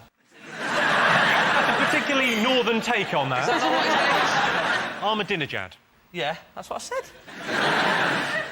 He's basically cheated, hasn't he? He's come in, he's now the boss, and they're saying he shouldn't be. It should be the other fella. But also, there's a letter that's been going around. Musavi said that there's a proper letter that proves that he had won, but now people don't know whether it's Well, you know what they should do? They should put it to the vote. Iran does sound like a weird country. Imagine being able to choose your Prime Minister. Musavi should have done what that little girl did on Britain's Got Talent. You know, when she got her song wrong. Yeah. He should have gone on Iranian television just gone, I should have won, please. And the Ayatollah should have gone, we don't know where we'll find it, but we'll find the time to have another re-election. Thank you. I have sort of problems with Mahmoud Ahmadinejad, right? Because I totally disagree with pretty much everything he stands for, but he's a bit good-looking, and so it's like if you're reading the newspaper and then you see a picture of a really sexy rapist, and you're like... It's like, no, but you're like, oh. In all honesty, I don't really get this Iranian election thing. I mean, I get that the guy cheated and all of that, but I just got something on Twitter. I remember, so once it's on Twitter, it must be serious, I think. They cut off the mobile phone, so you can't text or call in Iran at the moment because they're worried about the protesting. So everyone went on Twitter. Yeah. And it actually became kind of a force for good rather than celebrity tittle-tattle for the day. They've locked Facebook as well, haven't they? They're not allowed to go on Facebook, Mm. because Ahmadinejad accidentally put as his status, is rigging the election, LOL. I mean, I obviously don't follow Twitter. You don't know what you're missing. Where I live, there's a butcher's shop, and what I do, if I want to leave messages to any friends, I'll just walk up to it and I just huff on the window and write something there. And then if anyone wants to see it, they can just walk past and go, oh, George's got a big cock. OK, let's see if the Iranian elections is one of the most talked about things this week. Yes, it is. Yes, this is the story that Ahmadinejad has claimed victory in the Iranian presidential election, the European Parliament, Junior MasterChef and Britain's Got Talent. Sean, Jamelia and Josie, what have the nation been talking about this week? Madonna's been at it again. She's adopted another child, which is fantastic news for everybody. It is odd. It is odd she's able to adopt. She couldn't obviously adopt here because she's a single 50-year-old mother of three who works nights dancing in her pants. If I could get adopted, I would get adopted by Billy Bragg. That's like my dream person to adopt me. If he's out there, just... Do you have I make parents? no trouble. Yeah, I've got parents. They're great. Will they be watching this? Going, what, we haven't written enough protest songs. What do you want, love? I would choose Adam Woodyard. Wow, people He's have my actually got this... favourite celebrity. I interviewed him once. He's number one, smiley. Number two, charming. This is Ian Beale we're talking about here. Number three... She wants Ian Beale to be her dad. He just seems... He's very friendly. They're slagging Madonna off in the paper, but she's going to make this child's life better. I mean, I'm from Manchester, and I'm doing all right for myself, but even she would make my life better, you know, so... Yeah, if Madonna offered to adopt me even at this point, I'd consider it. I'd say so. Yeah. She's probably got things like a jacuzzi. I wouldn't want to be adopted by Madonna, because, I mean, you would never see her, would you? I probably would see as much of Madonna as this little girl. Apparently they're going to teach her English, because she only knows hello and goodbye. That's all she needs. Go, hello, Madonna. Oh, goodbye, Madonna. She's got a tannoy in her gym. She's on her exercise bike. She's just going, good night, kids. I love you. It's Madonna, by the way.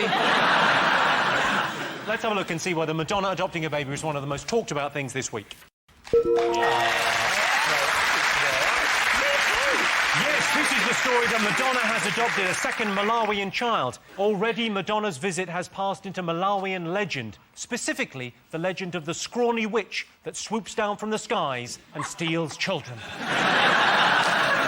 Madonna had a very difficult delivery. She wasn't in and had to go down to the sorting office to pick it up.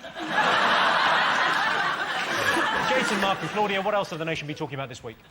Is it Big Brother? It's the 10th series now, and I've always been a fan of Big Brother, but there's been a few points where I think even the voiceover bloke sounds like he's getting a bit bored. Yeah. So one day I just want to turn it on and go, dear whatever it is in the Big Brother house, one of them has said something that's upset the other one, but the other ones don't care. Here's is the thing. Davina, brilliant. The house, brilliant. Who's your favourite housemate? Well, then That is the problem That is is, the problem. then they fill the nice, lovely house with the cool sofa and the, oh, you can come over here and make a smoothie with twats. Are you... Shri is not a twat. Shri is amazing. He's obsessed by this girl. He's obsessed by Noreen. He's in the same house as her as he's obsessed by it, so it's come in really handy. It's a stalker's paradise. Was he stalking her before the show? I mean, that's incredibly lucky. If you're stalking someone and you both end up in the Big Brother house. There is some great bits in it, like when they were doing that dancing flower thing. Siavash said, "Oh, I wish we had a camera." What gets me is that Big Brother, they, like, every year, it's like they're trying put, you know, wackier, weirder people in every year to make it more controversial. And I think that the only way, you know, it's only going to end up, you know, we're going to have, like, a killer. But no, not like an active killer, like someone who was a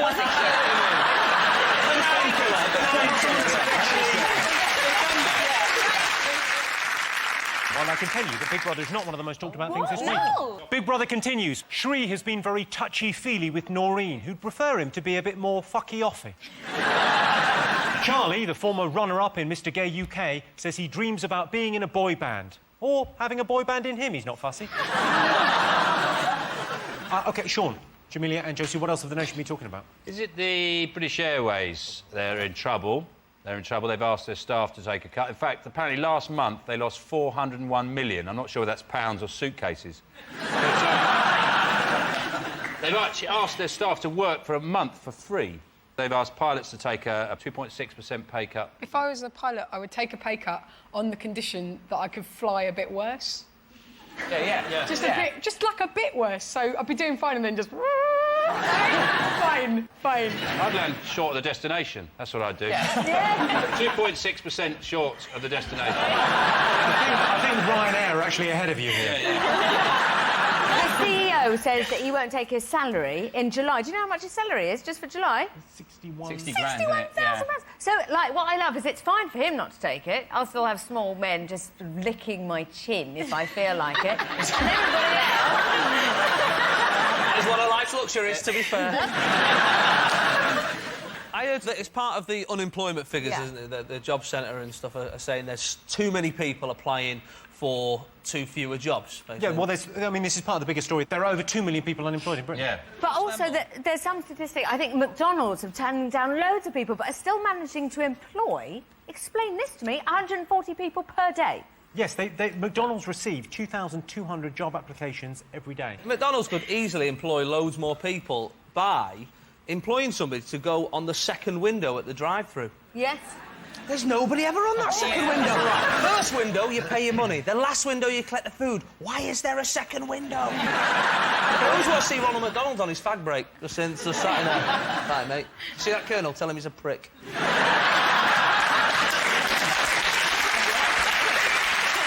Let's have a look and see if BA's pay cut and the unemployment problem is one of the most talked about things this week.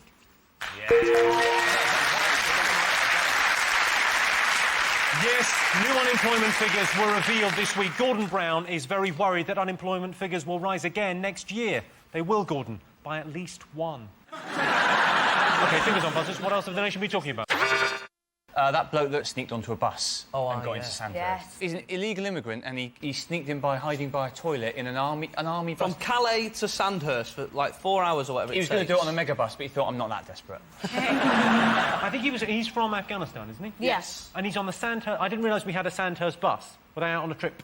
He'd hid in the toilet stairwell for, like, 4 hours, and then I thought... None of them went to the toilet in that whole time. Over 4 hours, the journey. You know what he probably did? Because they're officers, aren't they? He probably stood in the toilet with a bit of aftershave and a few mints. When they went down, said, "Would you like some aftershave, sir?" Like a mint. They probably thought, "Oh, they probably have this in those toilets, don't they?"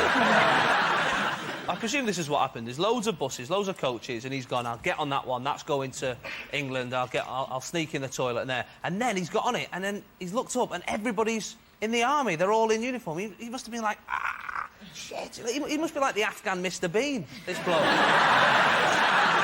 Let's have a look whether the stowaway from Afghanistan is one of the most talked about things this week.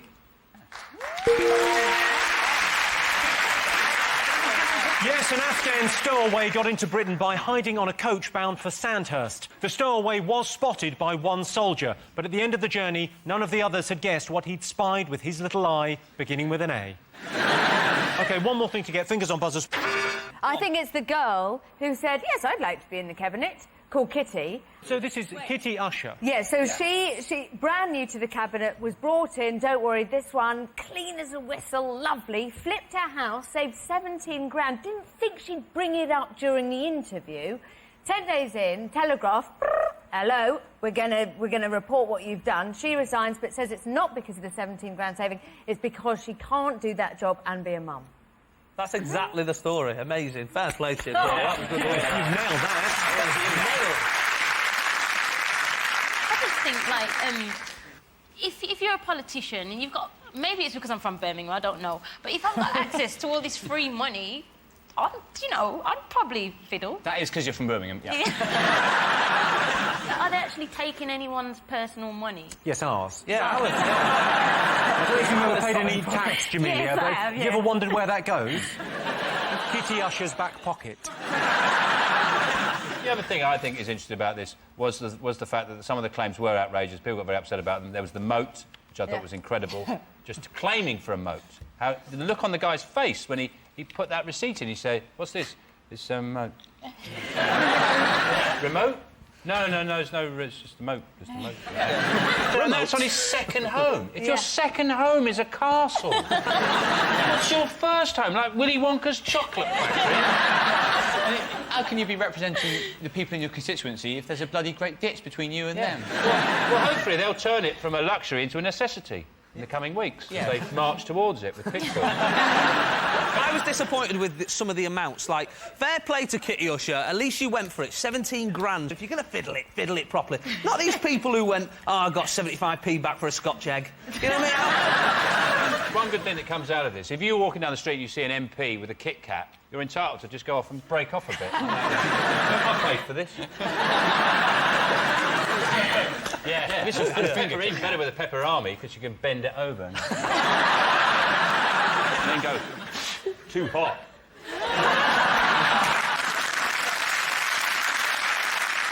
Well, let's have a look and see whether Kitty Usher's resignation is one of the most talked about things. Yes, this is the story. Treasury Minister Kitty Usher has resigned after being caught up in the expenses scandal. People shouldn't feel sorry for Kitty. She always lands on her feet. So those are the most talked about stories this week. And in other news, Andy Murray has won at Queen's Club. Andy Murray has such a warm, friendly, likeable personality that it must have been a difficult choice for him whether to pursue a career with a tennis racket or an abattoir bolt gun. And good news for Peter Andre. He's landed a Bollywood movie deal. He's going to be selling ice creams in the Mumbai Odeon. So at the end of that round, Sean, Jamelia and Josie have 2 points. Jason, Claudia and Mark have 3 points. Welcome back to 8 out of 10 Cats. Our next round is called Pick of the Polls. Jason, Claudia and Mark, what do you like the look of? That naked man being rubbed. You've chosen the man being massaged. Now, here is a clip to illustrate the question. Oh. Now, you've heard of a Swedish massage and a nice, gentle aromatherapy massage, but have you ever heard of the river dance massage? Well, that's what we're going to do this morning.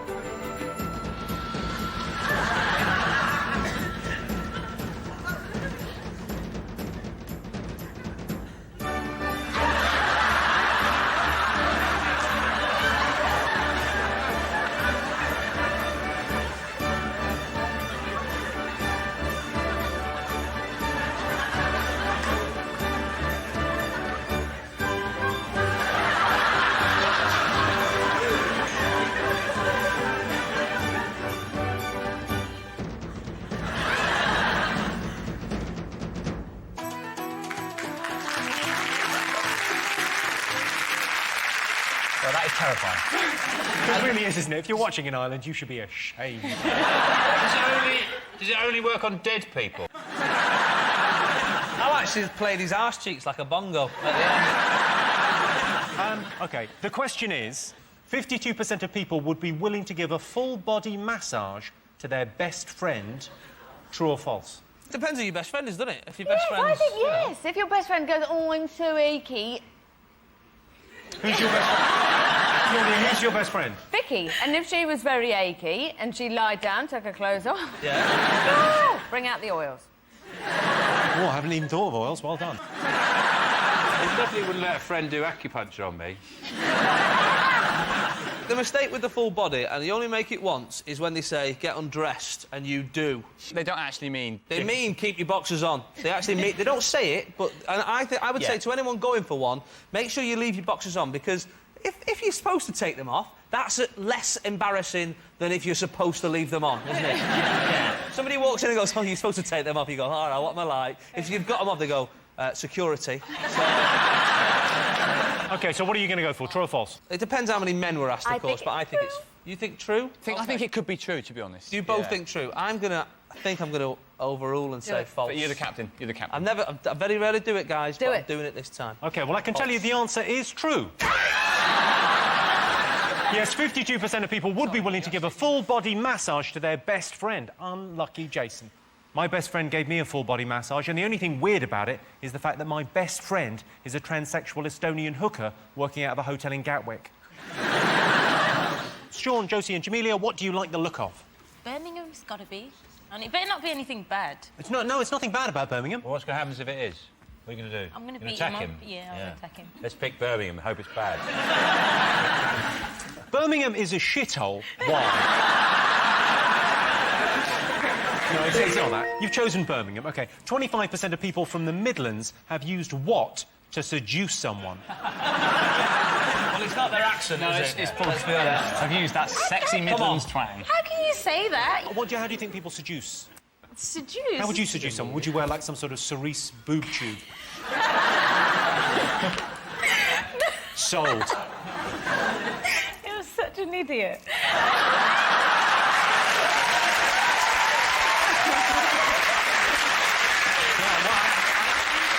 Yeah, it's all very funny, but you don't have to live with this sexual tension. In Birmingham, everyone like smiles at each other and they say hello, even if you don't know each other. You're painting Birmingham to be something that it really isn't. It is. It really. It sound like Venice. No, I swear, people do like smile at each other. But then when I first came to London, I did that, and they were kind of like looking at me like I was a weirdo. I had the same thing, Jamelia, actually, coming down from the north. I remember getting to Euston, and there was a fella reading, I think it was Da Vinci Code at the time. It was before it, kicked off into the big success, and I sort of wandered over and I said, oh, is it any good, that? I've been fancying read it. He looked at me like I went, hey, mate, can I have a little tickle of your bollocks? Is that...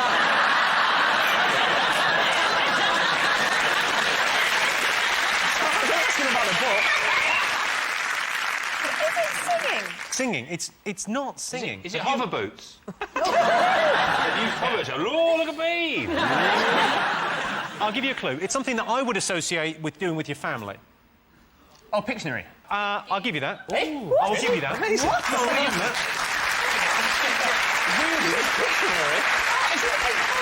Really? 25% of people from the Midlands have used a board game to seduce someone. That's amazing. I think the idea of that is that you get someone so bored that they go, oh, go on, have a crack.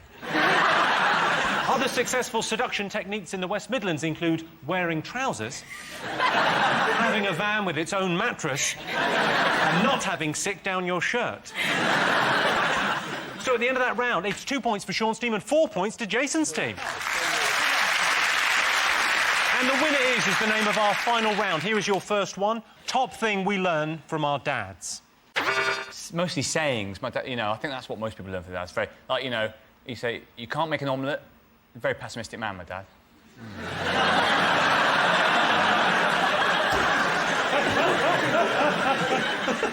How to read? My dad taught me how to read by reading Benji the Squirrel. You can't read. Only just. Benji the Squirrel. Benji the Squirrel. Go on, prove it. What happens in the end? OK, well, he gets the nut. Is it not... No matter what time I get up, it'll always be afternoon. Like, no matter what time, you'll always be after your dad. It'll be like, afternoon, son. Yeah. Afternoon. Even at 6 o'clock in the morning. Yeah, it's half 8, Dad. Afternoon. I've already been to the shop, got the papers. I remember when I was about 12 or 13, friends are very important to you, and my dad had 4 kids, whatever. I remember thinking, you never see his friends, because he's just busy, he's working busy. I said to him, Dad, where are all your friends? He said, well, they're doing exactly the same as me. So they're sitting down after a hard day's work, having a whiskey and answering stupid questions. Top thing we learned from our dads. I think it's quite an obvious one. Go on, have a... Is it DIY? Correct. The right answer. Yes, the top thing we learned from our dads is DIY. Every Sunday morning you could hear my dad banging away in vain, trying to coax some life out of the old boiler. And then he'd give up, go upstairs and fuck my mum.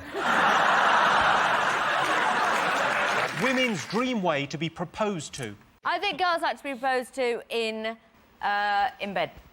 No. In bed? After I just apologise and try and move on. No, I think almost during. During? Hello. Wow. Really? I haven't got time. Is it on Trisha? That's my dream way. Because then you can ask for a DNA test straight away. And you can ask for, like, a lie detector and all that. But if you're proposing to someone, a DNA test would be to find out whether they're the same species. Is it outside Yates's? and you're holding her hair as she's having a little bit of a sick. Again, there's some places in Manchester where if you did that, you'd be quite the David Niven. I didn't take any risks when I proposed. Oh. I put a note up the cat's arse. And when it went into the kitchen, I thought she'd go, "What's that in the cat's arse?" Will you marry? It's a bit smudged here. I like the way that my husband proposed to me. Like, he proposed in front of people. I honestly think I probably would have said no if it was just like me and him.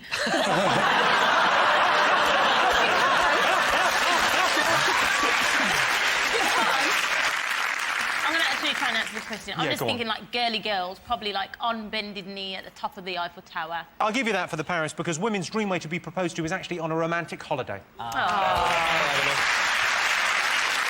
I thought it would be romantic to take my girlfriend back to where we first met. But she said, "Don't make me go back there, Mr. Jimmy. I cook, I clean, I'll be better."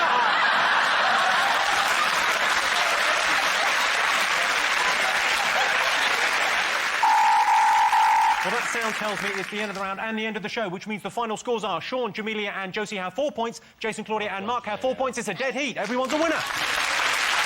Thanks to all our panellists, our wonderful studio audience, and to all of you for watching at home. That's it from us. Good night.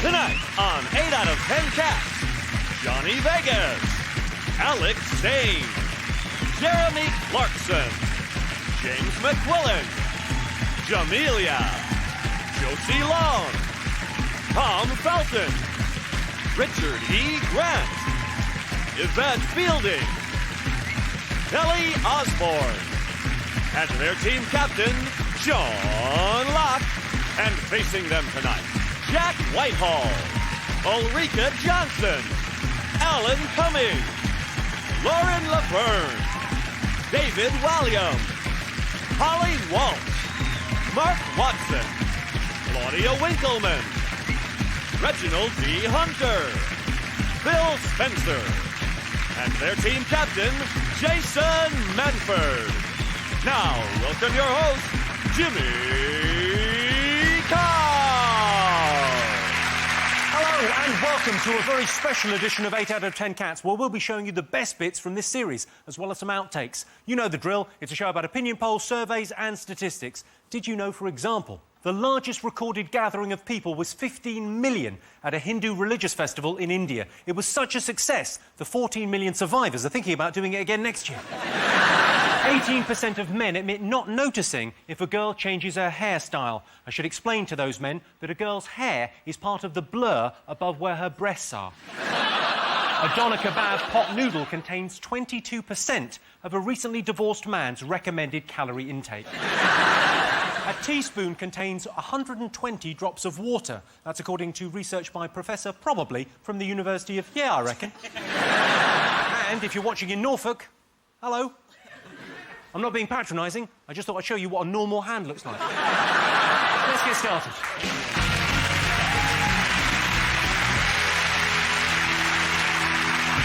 What are you talking about? That's the name of our first round. Let's have a look and see what we've been talking about over the last few months. Is it Big Brother? It's the 10th series now, and I've always been a fan of Big Brother, but there's been a few points where I think even the voiceover bloke sounds like he's getting a bit bored. Yeah. So one day I just want to turn it on and go, dear whatever it is in a Big Brother house, one of them has said something that's upset the other one, but the other ones don't care. Here's the thing, Davina, brilliant. The house, brilliant. Who's your favourite housemate? Well, then the problem is... problem. Then they fill the nice, lovely house with the cool sofa and the, oh, you can come over here and make a smoothie with twats. Sorry, Shri is not a twat. Shri is amazing. He's obsessed by this girl. He's obsessed by Noreen. He's in the same house as her, as he's obsessed by it, so it's come in really handy. It's a stalker's paradise. It is. Was he stalking her before the show? I mean, that's incredibly lucky. If you're stalking someone and you both end up in the Big Brother house. You know Lisa, the lesbian lady? Is she a lesbian? Yeah, the one with the Mohican? Yeah. And the big... She'd be sat there, she'd be sat there like this, she'd be sat there like this, she'd go, don't get me wrong, you know, that girl's allowed, you know what I mean? I mean, I'd maybe do them, but I wouldn't do the ginger one, but I'd do the rest. I thought, none of them are going to have sex with you, you dirty great Lesser. What are you talking about? You'd be lucky to have sex with the ginger one. James, are you watching Big Brother? I don't actually watch reality TV. I think it's crass to be honest. I think when you see these people who just, you know, lower their standards to go on to try and... on the off chance... On the off chance... The irony. Did you get it? I'm serious. On the off chance that they might get, you know, tapped up to go on some poxy Channel 4 show late at night on a Friday... Probably got to be... will Gordon Brown still be in a job in the next week or so? He's obviously got to be very worried. I'd be very worried if I had Hugh Edwards doing the news from outside my house. I think if you look outside your window and you see Hugh Edwards going, welcome to the 10 o'clock news, you've got to think, Christ, what have I done? There's a brilliant picture of him this week. Have you got a picture? Oh, yeah, I've got the picture of him being held on the chin. And it's very interesting because he's the Prime Minister. Someone's just reached out and... I mean, if that was Obama, they'd be mincemeat by now. He doesn't even stop him. I reckon you could walk up to Gordon Brown, pull his trousers open and pour custard down there.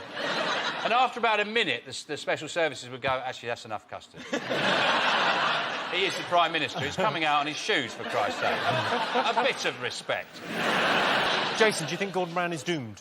I think the Labour Party in general won't... Well, they'll be here, but they won't be in power, I think. I mean, now all the MPs are in this rigmarole of... They're terrified, aren't they? And they're calling it expenses scandal. But let's call it what it is. It's theft, isn't it? That's what it is, theft. If we did it in our job, you know, I've taken a few of your suits home over the past few weeks. You know, I dressed my wife in them. One good thing that comes out of this, if you're walking down the street and you see an MP with a Kit Kat, you're entitled to just go off and break off a bit. I paid for this. Yeah, this is even better with a pepperami because you can bend it over and then go, too hot.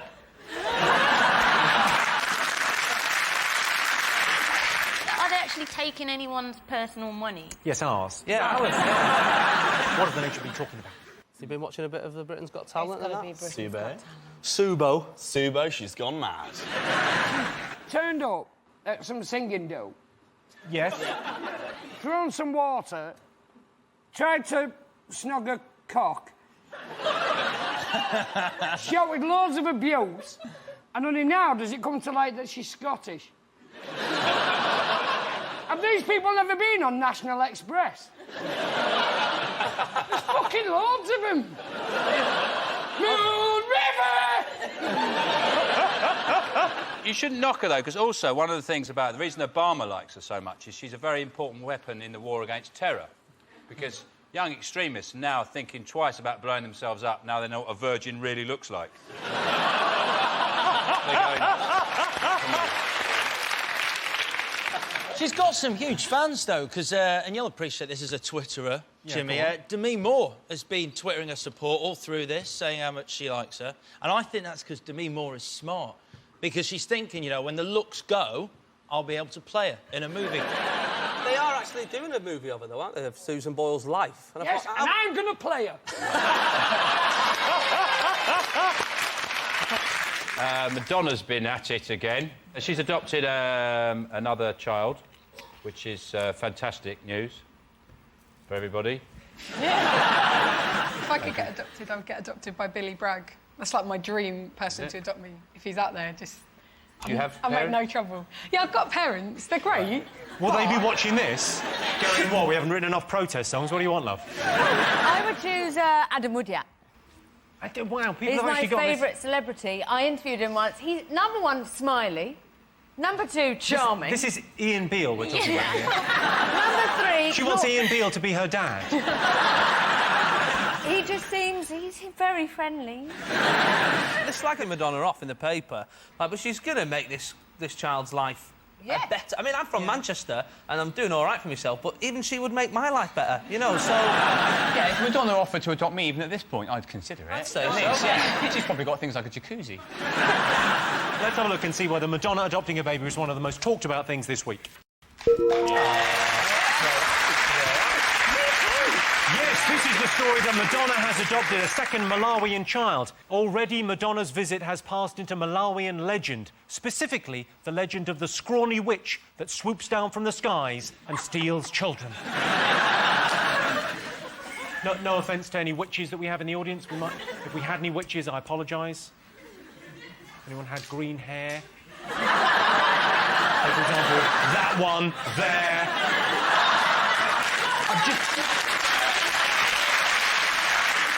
Jason, Holly and David, what else of the nation are we talking about? Well, it's got to be the European elections, isn't it? yeah. Got to be the European elections, isn't it, Jimmy? No, it's just the BNP going over there taking all their jobs. It's yeah. pretty simple. I don't understand why the BNP even want to be, you know, in the European Parliament, because they're always going to be sat next to foreigners, aren't they, all the time? You know? Unless that might cure them. They go over there and go, actually, it's quite nice, and the people are really friendly. Oh, what's that? Oh, croissant. I'm no longer a racist. Someone threw an egg at him, didn't they?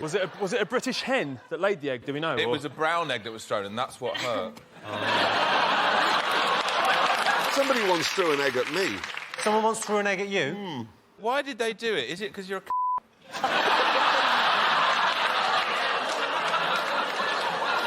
Can we all play together? No. What else have the nation been talking about this week? Is it Gordon Ramsay's been making friends in Australia? Well, he was actually being told off by the Australian Prime Minister, wasn't he? He was called the lowest form of life. Because he called a TV presenter a pig. He said she was a pig-faced woman.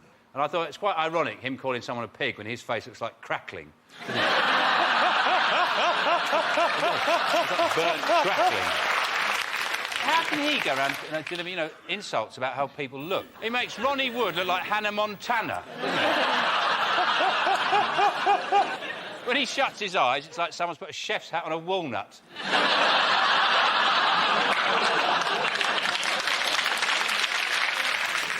OK, right. Sean, Kelly, Reg, what else have the nation been talking about this week? Sperm. Sperm? Yeah. What have they been saying about sperm? That they can genetically make sperm in a test tube now. I don't see the point in it, really, because we were saying it before, there's not exactly a lack of it out there.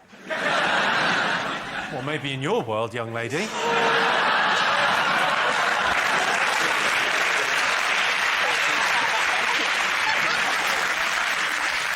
They've cloned a human sperm, haven't they? But all they've got to do now is get it down to scale, because currently it's quite big. It's like a live turbot.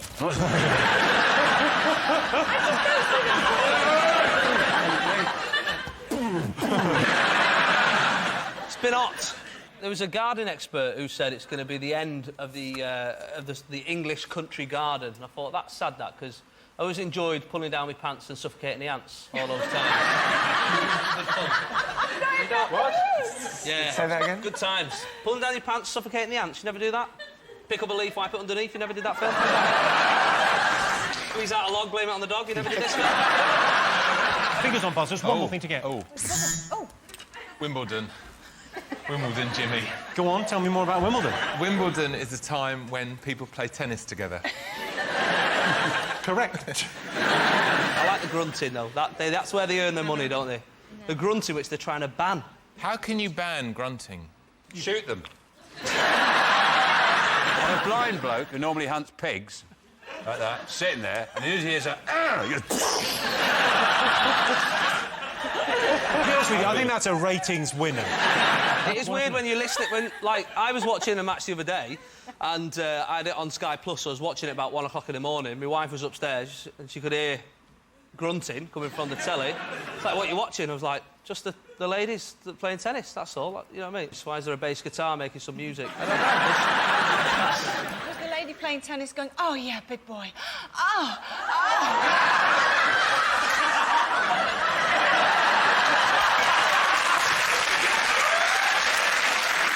Jason, Lauren and Alan, what other movies are people excited about seeing?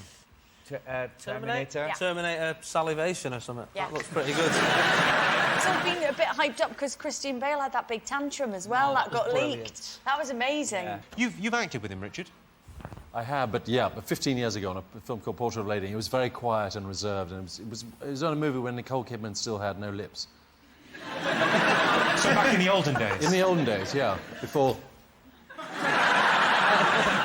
Did you think, as an actor, you think you get stressed and it's a hard day and Yeah, I think anybody gets stressed. Yeah. I'm sure that if we had to hear what was going on when Gordon Brown got all that stuff in the Daily Telegraph on a daily basis, can you imagine waking up to those reviews every day? You wouldn't be able to leave the door. Reviews. You're such a lover. Another 3-star, Alistair. Another 3 stars. What film are people excited about seeing? He had his hands over there. He had his hands over there waiting to press. And I just went, bang! Bang! And it was like a scene from Transformers. I was like, oh, Transformers! I'll answer the question. Is it Star Trek? He's done you! No! He's done you, Sean! He's done you! He's done you, mate! He's done me! Star Trek. Have you heard Michael Jackson is dead? Yes. I heard. People have been talking about it because he's a controversial figure. I mean, if it's wrong to share your bed with 13-year-old boys, then lock me up and throw away the key.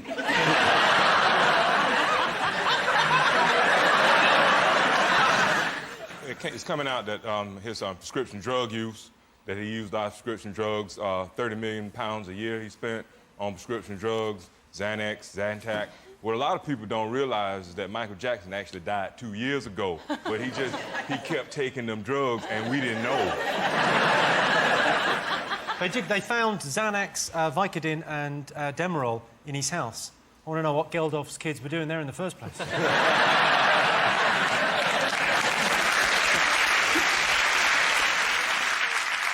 Welcome back to the best of 8 out of 10 cats. Here's our pick of the polls.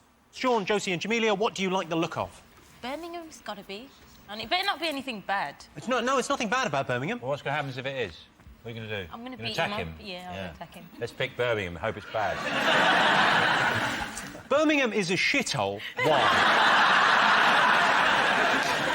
No, it's not that. You've chosen Birmingham. OK. 25% of people from the Midlands have used what to seduce someone?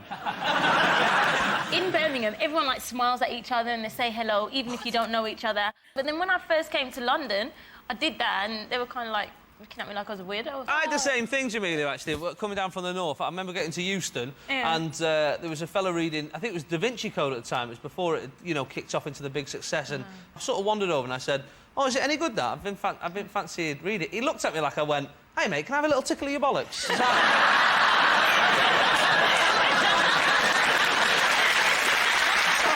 about the book. I'll give you a clue. It's something that I would associate with doing with your family. Oh, Pictionary. I'll give you that. Ooh. I'll give you that. What? I'll give you that. 25% of people from the Midlands have used a board game to seduce someone. That's amazing. Other successful seduction techniques in the West Midlands include wearing trousers, having a van with its own mattress, and not having sick down your shirt. Are you married, Phil? Yes, I am. Do you remember in Heat magazine when you did an interview and the question was, have you ever been chatted up by another celeb? Yes, And do you know what your answer was? Yes, very well. What was it? You.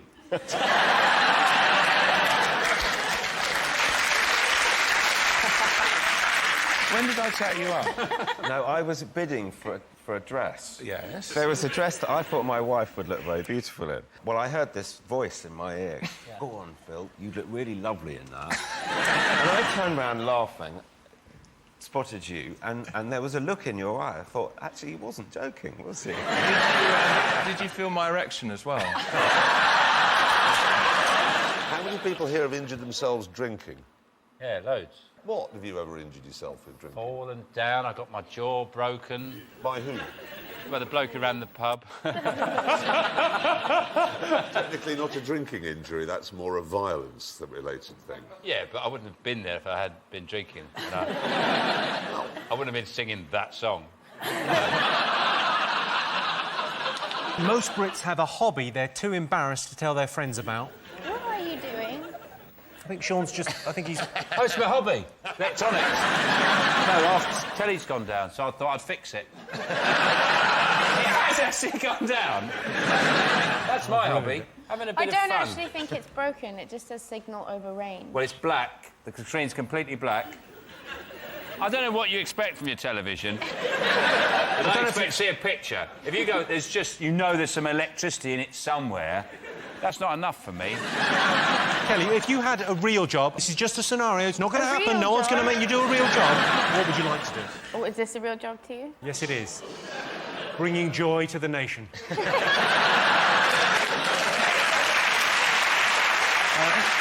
Jimmy, and not forgetting scaring any children who are watching. Get to bed, I'm coming to get you. Most Brits think there's no point trying to speak a foreign language while on holiday. Is that true or false? We've been on holiday together, haven't we, David? Oh, yeah. I've got a photo. Do you remember this?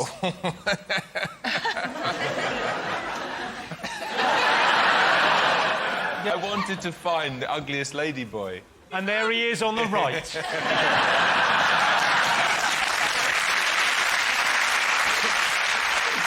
I went with my friend Robin. Yeah, I remember Robin, yeah. Who is gay. My friend Robin is gay. I've got a gay friend. What of it? That was a huge shock to all of us. No, but we went to some straight sex shows, and then he said, well, we've been to lots of straight ones. Can't we now go to a gay sex show? I went, oh, all right, then. And he took me to this show, and these men... Can I borrow you for a second? No. Phil, can I borrow you for a second? Phil, can I borrow you? No, because these men... This was all right, Phil. It's all right. These men got on the stage and they started... Phil, just bend over a little bit.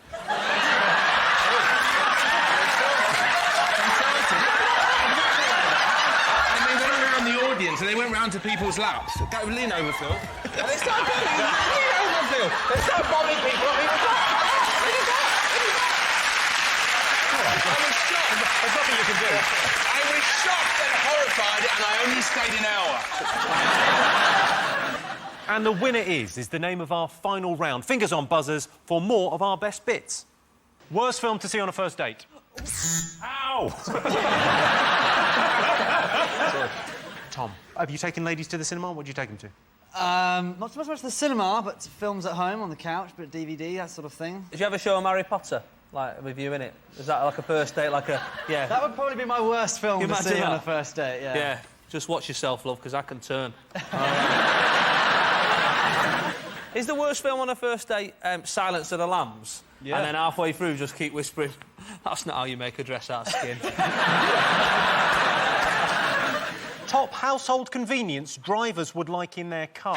How about replacing the electric windows with sash windows?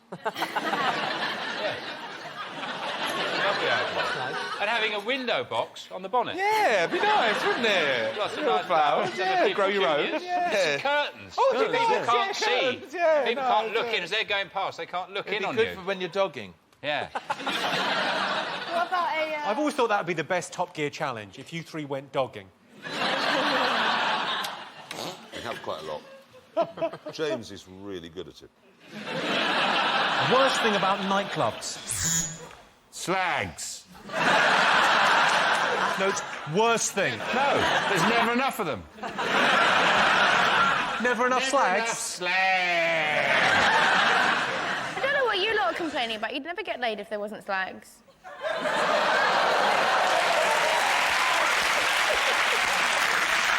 Good point, well made. Most hated chore. Is it getting rid of soiled bedding? Getting rid of what? You know, like, soiled bedding. Oh. When it's not your house. Oh, I'll just be with you in 1 second. Best way to get the attention of someone you fancy.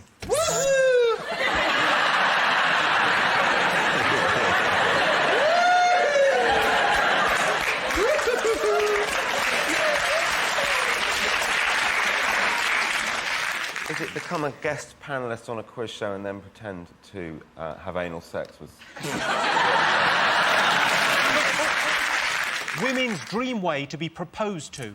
Is it outside Yates's? and you're holding her hair as she's having a little bit of a sick. Again, there's some places in Manchester where if you did that, you'd be quite the David Niven. I didn't take any risks when I proposed. Oh. I put a note up the cat's arse. And when it went into the kitchen, I thought she'd go, "What's that in the cat's arse?" Will you marry? It's a bit smudged here. I like the way that my husband proposed to me. Like, he proposed in front of people. I honestly think I probably would have said no if it was just like me and him.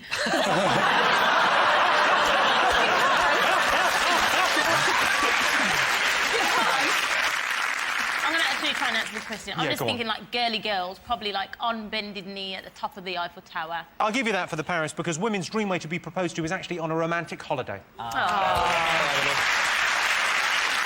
I thought it would be romantic to take my girlfriend back to where we first met, but she said, "Don't make me go back there, Mr. Jimmy. I cook, I clean, I'll be better."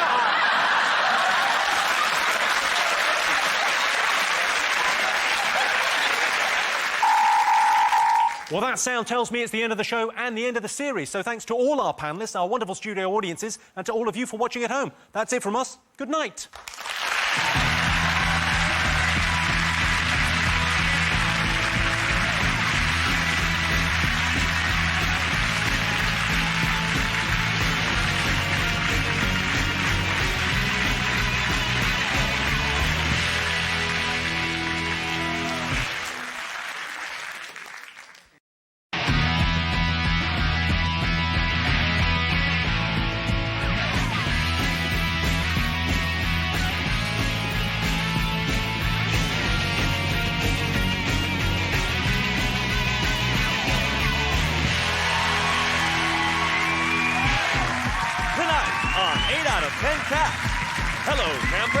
David Walliam. Who you gonna call? Yvette Fielding. And their team captain, John Locke. And facing them tonight, relocate, it's Phil Spencer. The big mouth from the deep south, Reginald D. Hunter. And their team captain, Jason Manford. Now, welcome your host, Jimmy Carr.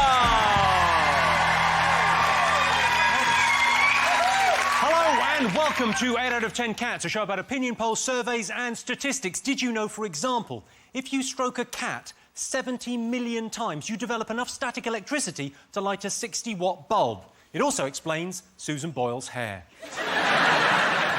31% of taxi drivers don't take a break whilst at work. You'd think that would make them cranky and opinionated. And a teaspoon contains 120 drops of water. That's according to research by Professor, probably, from the University of... Yeah, I reckon. Let's get started.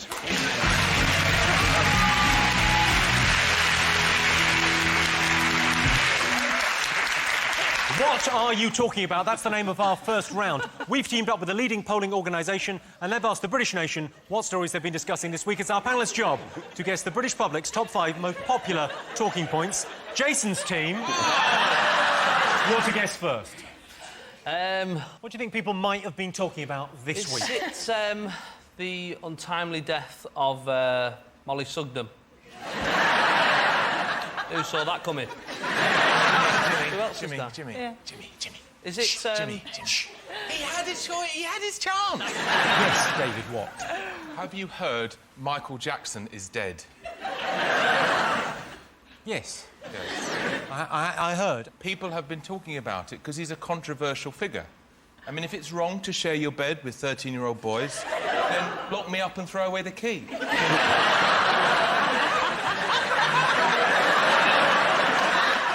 I just thought the coverage, like the night he died on Thursday, was it Thursday when it happened? Thursday, yeah.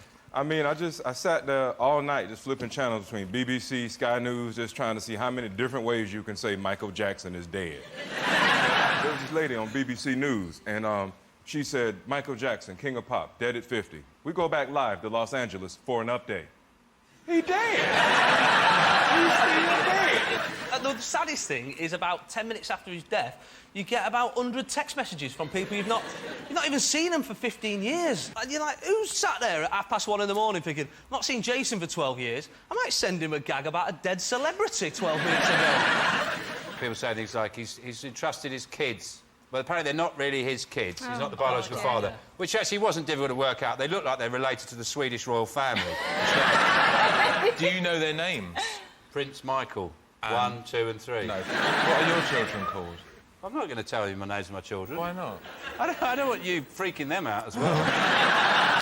Poking your head over the fence going, hello.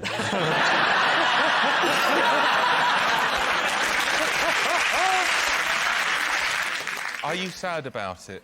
For me, it's a little bit like when Diana died. I couldn't give a fuck.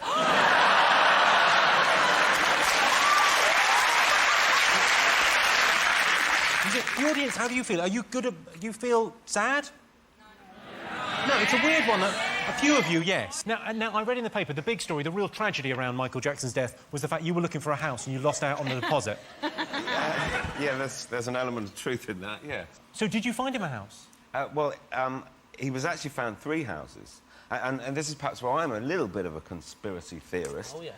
Is he living in one? Because... Just a little bit. He was due to sign he was due to choose one of the houses this week. So what was he looking for? Was it a flat? Fairground, isn't it? Has it got an ensuite? Has it got a waltzer? Well, what was he looking for? He needed what was essentially a stately home, but it needed to have all the mod cons of a gym and a cinema and a panic room and that sort of thing. But I think what's quite interesting is they were going to have a state funeral. People were going to go and see his coffin. What they're going to do instead of a state funeral, they're just going to dangle him out of a window for 30 seconds.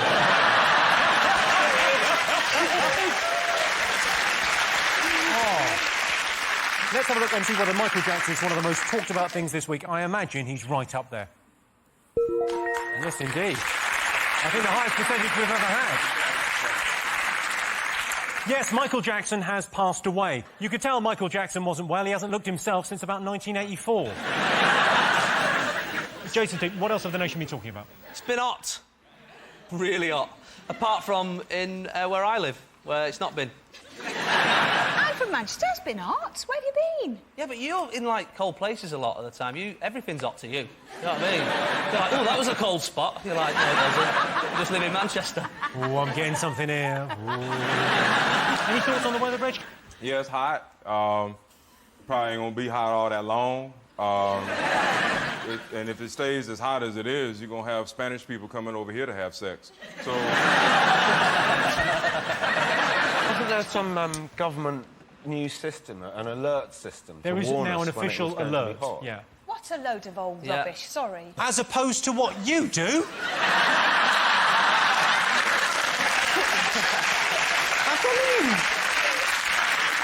I think the press could be more imaginative with where they cover the hot weather. They always have the same thing. They always have, like, some girls in a bikini near a beach, and then behind them they've got a graphic of a sun with the temperature, saying 32 degrees, whatever. I suppose in about 40 years' time, that little sun will have 48 degrees on it, and on the beach it'll be full of dead people. Just lying there like that. Let's have a look and see whether the hot weather is one of the most talked about things this week. Yes, it's been really hot this week. The pavements in London were hot enough to fry an egg. Yeah, I'll have mine dog shit side up. Sean, what else have the nation been talking about this week? The Queen wants more money. She said she wants an increase in the civil list because she hasn't got enough money. And they've said no, they're not going to give her any more money. What's the point in having a queen if she got to ask somebody else for money? Surely, if you're the queen, you go and you get the money yourself. Like, look at this treasure chest of gold in the castle. I ain't got to ask nobody for nothing. It's no good asking me. I don't understand it. She's on the money. All she's got to do is take a picture of herself and write £20 on it. It's done. That's money. Or she could get sponsorship. She goes, hello, I'm the Queen, brought to you by Powergen. I'm wearing a crown because I'm worth it. Can I ask, who's met the Queen? Who's actually met the Queen? Me. Well, everybody. You've not met the Queen? When? We went to meet the Queen. I went to Buckingham Palace. I had tea with the Queen. Well, I'll ring her up later and where ask did you her. meet the Queen? I have. You have not met the Queen! Every Tuesday, I give her trampolining lessons. She could do. You think sometimes, just to wind Prince Charles up, when he walks in, she pretends to be dead? Because when he walks in, he goes, yes! She goes,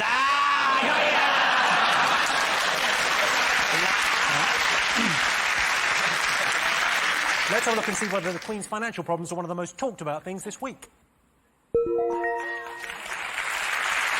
Yes, this is the story. The Queen has asked for an extra £7 million from the taxpayer. If the Queen is struggling to live within her means, there is a simple solution. She should book 50 nights at the O2 and then fake her own death. Fingers on buzzers. What else have the nation been talking about? Jason.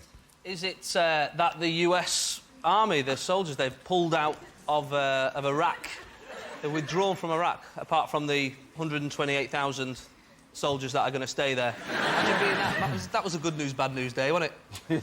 Good news, we're leaving. Bad news, you're staying. All right. The soldiers are withdrawing from Iraq.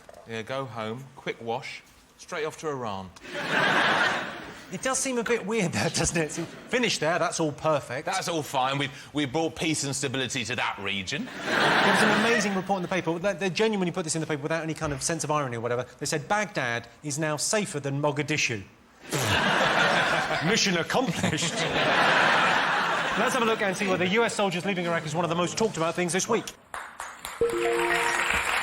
Yes! Yes, this is the story. The US military are pulling out of Baghdad. Fair enough, withdrawing is what you do after you fuck something. Sorry, Reg. Yeah, I like that. OK, fingers on buzzers. One more thing to get. Wimbledon. Wimbledon, Jimmy. Go on, tell me more about Wimbledon. Wimbledon is a time when people play tennis together.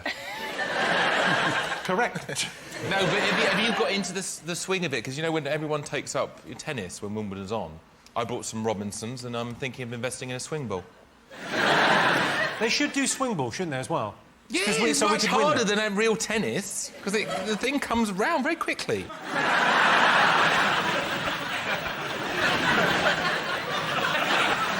Also, we've got Andy Murray. Obviously, when we're recording this, we don't know whether he's got through to the final, whether he's going to win. Loads of people were complaining about Andy Murray. Said, oh, yeah, but I don't really like him. He's not very likeable. And I think, well, he's trying to win Wimbledon, not present this morning. Have you been following the tennis? I watched it the other day. I enjoyed it when they had the match on late at night with the roof. I think there's something wrong with putting a roof on Wimbledon. It's you're tampering with the very fabric and a sort of national institution that it rains at Wimbledon. It's like putting doors on Stonehenge or something like that. It's wrong.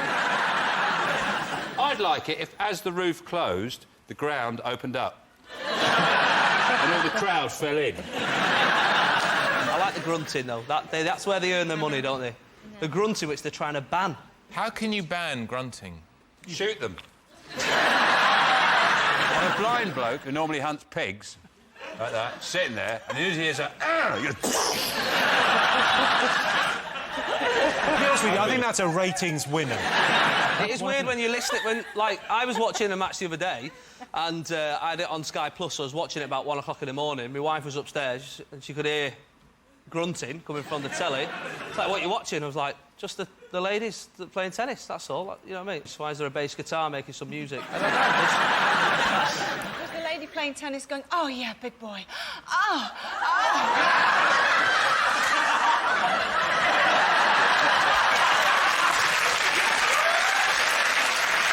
Let's have a look and see whether Wimbledon's one of the most talked about things this week. Yes, it's Wimbledon. Andy Murray isn't ever going to win Wimbledon. It's the British way. We hear some good news, we get our hopes up, and then we get disappointed. It's like when we heard Margaret Thatcher was in hospital. So, those are our top 5 stories this week. In other news, parole has been denied to Ronnie Biggs, the great train robber. I say great train robber. He robbed one train and he got caught. It's not great. And Wayne and Colleen Rooney have chosen a name for their baby. They're going to call it Wayne. Wayne chose the name. It was either that or cup or ball. So, at the end of that round, Sean, David and Yvette have 3 points. Jason, Phil and Reg have 2 points. Welcome back. Our next round is called Pick of the Polls. OK, Jason, your turn first. As we've got you, the expert, I reckon we've got this covered then, this for sale sign. This week, estate agents are saying the property market is on the up. So we polled our studio audience and asked them, do you believe the estate agents? I'd say that the market is on the up. Maybe for once the estate agents are telling the truth. It's like the boy who cried wolf, Phil. Have There's you been such lying bastards for so long. Do you trust them yourself? Because, I mean, you're working with them, trying to get a good deal for the people buying the house. Yeah. Do you trust them? I always have to remember that they are working for the other side and they're doing their job. They're trying to sell a house for the most amount of money possible. They don't really care who they sell it to or whether it's the right house for that person. And we moved house last year, so we walked around this house. My wife has loads of questions, like, lined up. You know, what are the schools like around here, what the neighbours like, all that sort of stuff. And then the woman who owned the house, she said to me, have you got any questions? And I sort of panicked, and I said, oh, is this house in a Domino's catchment area? Can our kids get into the best Domino's? That's what I need to know. Are you married, Phil? Yes, I am. Do you remember in Heat magazine when you did an interview and the question was, have you ever been chatted up by another celeb? Yes. And do you know what your answer was? Yes, very well. What was it? You.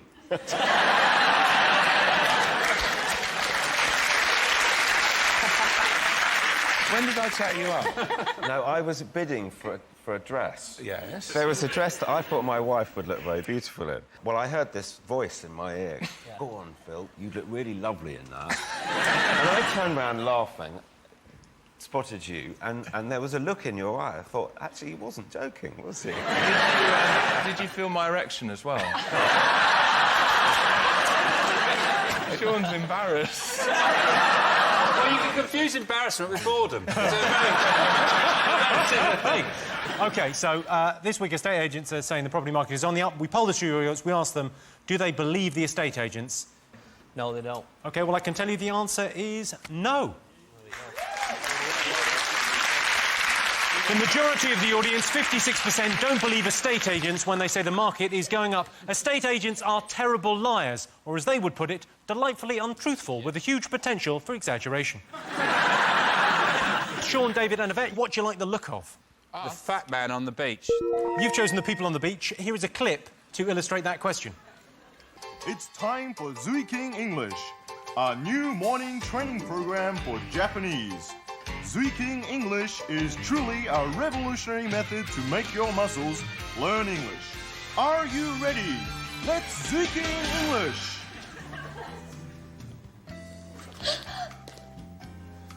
Hand me your bag. Don't move! If you do, I'll kill you.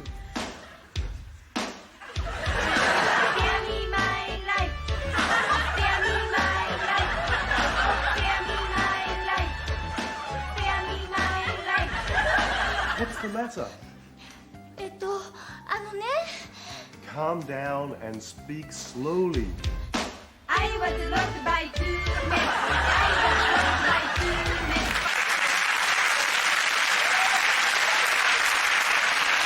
Where are they going on their holidays? Croydon? Here's the question. Most Brits think there's no point trying to speak a foreign language while on holiday. Is that true or false? I agree. I think the majority of our population will probably agree with that. So have you ever learned a language to go away anywhere? I've tried to say a few little words. So you know the French and the Spanish for is anybody there?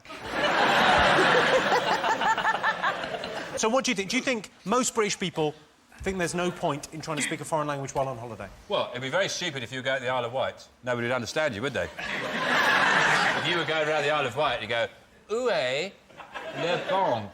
They go, "Don't you on about, mate." Reg, have you ever learned any other languages? Sometimes I've made up words in another language. There's a French word I made up, j'en t'ai flou.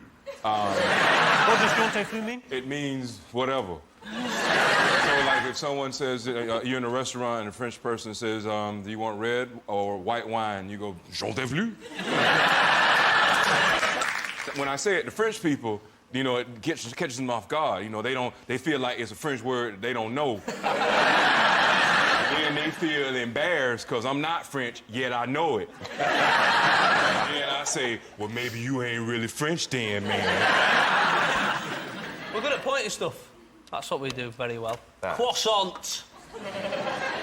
Croissant. Put some gravy on it.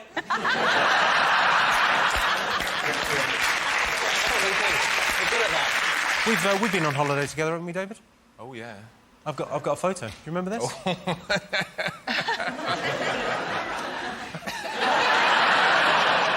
I wanted to find the ugliest lady boy. And there he is on the right.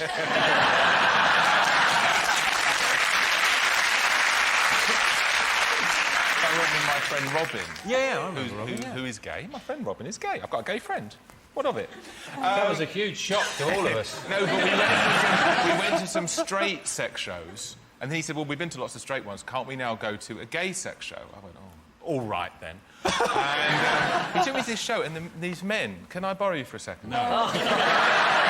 Phil, can I borrow you for a second? Phil, can I borrow you? No, because these men... This was all right, Phil. It's all right. These men got on the stage and they started... Phil, just bend over a little bit.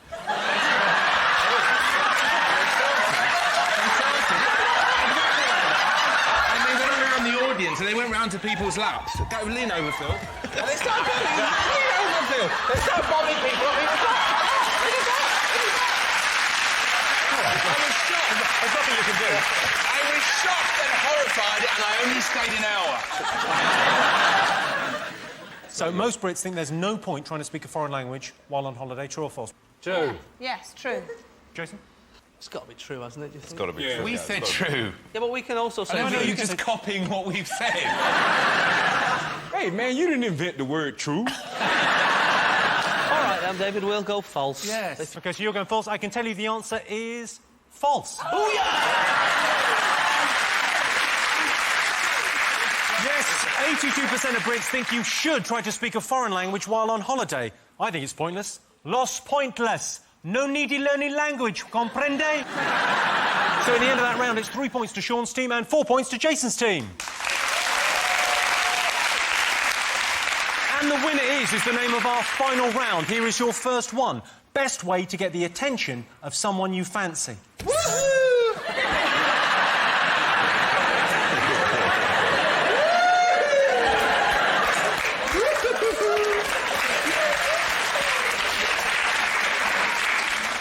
Is that the answer? Is that it? No. No, OK. I think the best way is to break into their car and strap yourself into one of the kids' seats. When they come in, you go, all right.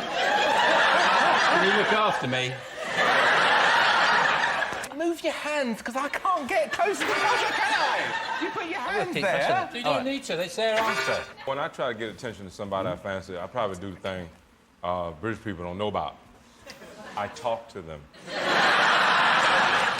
But, I mean, I don't expect y'all to know too much about that. Not on the list, Red. What do you think? How would you get the attention? Show me tits. Show me your tits isn't there, but you know what? That is going to work. Build a fun fair in your garden.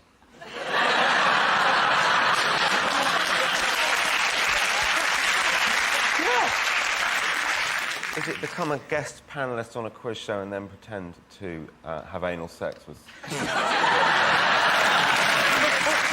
When I chatted up my wife, I just exaggerated a bit, like I told her I had a Passat. I didn't. I didn't even have one. What were you driving at the time? Citroen. It was a bit embarrassing on the way home. I was like, can't find my Passat, let's just take the Citroen. Is it shoot a pigeon? Flying near them. And they just chat to them, just go... You're very close with that, Sean. A buzzard. It involves telling them something. Tell them they've got nice eyes. Nice arse. I'm going to give you that. The answer is compliment them. Yes, the best way to get the attention of someone you fancy is to compliment them. As in, cool, you're a fast runner. You nearly got away. OK, next question. This is you'll enjoy this. Sorry, can I get my hand near the buzzer? No, you need to supply a written application to use the buzzer. I will send that up to the committee, and then you will get a piece of paper telling you back that it's now time and you're able to use my buzzer. OK. Most common superstition. If a bird shits on you, it is lucky, but you do have to take her out for dinner first.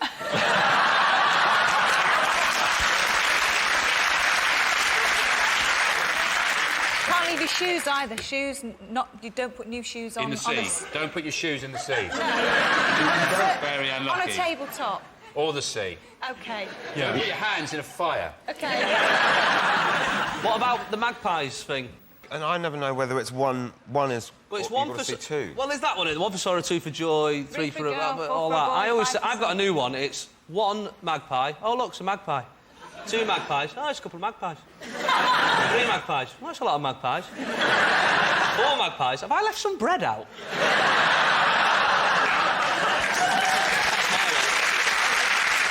I'll give you a clue. It involves touching something.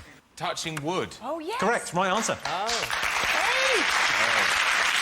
Yes, the most common superstition in Britain is touching wood.